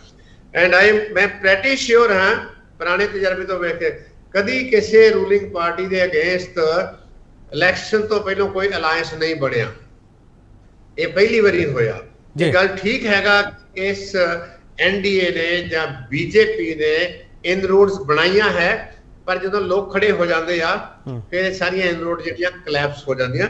ਕਿਸਾਨ ਅੰਦੋਲਨ ਹੈ, ਕਿਸਾਨ ਇਸ ਵੇਲੇ ਮੈਂ ਤਾਂ ਕਹੂੰਗਾ ਕਿ ਕਿਸਾਨ ਭਾਈਚਾਰੇ ਨੂੰ ਜਿੰਨੀਆਂ ਉਹਦੀਆਂ ਜਥੇਬੰਦੀਆਂ ਹੈਗੀਆਂ ਬਹੁਤ ਕ੍ਰੂਸ਼ੀਅਲ ਰੋਲ ਪਲੇ ਕਰਨਾ ਚਾਹੀਦਾ ਹੈ ਆਪਣੇ ਏਜੰਡੇ ਨੂੰ ਲੈ ਕੇ ਔਰ ਦੇਸ਼ ਦੇ ਏਜੰਡੇ ਨੂੰ ਲੈ ਕੇ, ਤਾਂ ਕਿ ਦੇਸ਼ ਨੇ ਲੰਮਾ ਸਮਾਂ ਰਹਿਣਾ, ਸੰਸਥਾਵਾਂ ਬਚਾਈਆਂ ਜਾਣ ਤੇ ਜਿਹੜੀਆਂ ਖਾਸ ਕਰਕੇ ਅਥਾਰਟੇਰੀਅਨ ਟੈਂਡੈਂਸੀਜ਼ ਹੈਗੀਆਂ ਜਾਂ ਅਥਾਰਟੇਰੀਅਨ ਜਿਹੜੀਆਂ ਖਾਸ ਕਰਕੇ ਤਾਕਤਾਂ ਹੈਗੀਆਂ ਉਹਨਾਂ ਨੂੰ ਡਿਮੋਲਿਸ਼ ਸਿਰਫ ਵੋਟ ਦੇ ਨਾਲ ਕੀਤਾ ਜਾਵੇ। ਬਹੁਤ ਧੰਨਵਾਦ ਸਰ। ਵਾਸ਼ਿਸ਼ ਜਿਹੜੇ ਦਾ ਆਰਟੀਕਲ ਸੀਗਾ ਆਪਣੇ ਅਸ਼ੋਕਾ ਯੂਨੀਵਰਸਿਟੀ ਦਾ, ਉਹ ਆਈ ਓਪਨਰ ਹੈ ਲੋਕਾਂ ਵਾਸਤੇ।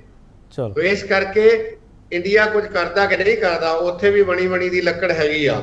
ਮੈਨੂੰ ਲੱਗਦਾ ਵੀ ਲੋਕਾਂ ਨੂੰ ਜਿਹੜਾ ਹੈਗਾ ਖਾਸ ਕਰਕੇ ਵੱਡੀ ਗਿਣਤੀ ਦੇ ਵਿੱਚ ਜਿਹੜੇ 3/4 ਆ ਲੋਕਾਂ ਨੂੰ ਖੜੇ ਹੋ ਕੇ ਦੇਸ਼ ਬਚਾਉਣ ਦਾ, ਸੰਸਥਾ ਬਚਾਉਣ ਦੀ ਜ਼ਿੰਮੇਵਾਰੀ ਆ ਉਹ ਆਪਣੇ ਮੋਢਿਆਂ ਤੇ ਲੈਣੀ ਪਊਗੀ। ਠੀਕ ਸਰਕਾਰਾਂ ਇਦਾਂ ਹੀ ਕਰਦੀਆਂ। ਚਲੋ ਬਹੁਤ ਧੰਨਵਾਦ ਹੈ ਪ੍ਰੋਫੈਸਰ ਜਗਰੂਪ ਸਿੰਘ ਸੇਖੋ, ਤੁਸੀਂ ਵਕਤ ਕੱਢਿਆ ਤੇ ਆਪਣੇ ਕੀਮਤੀ ਵਿਚਾਰ ਸਾਡੇ ਦਰਸ਼ਕਾਂ ਨਾਲ ਸਾਂਝੇ ਕੀਤੇ। Thank you.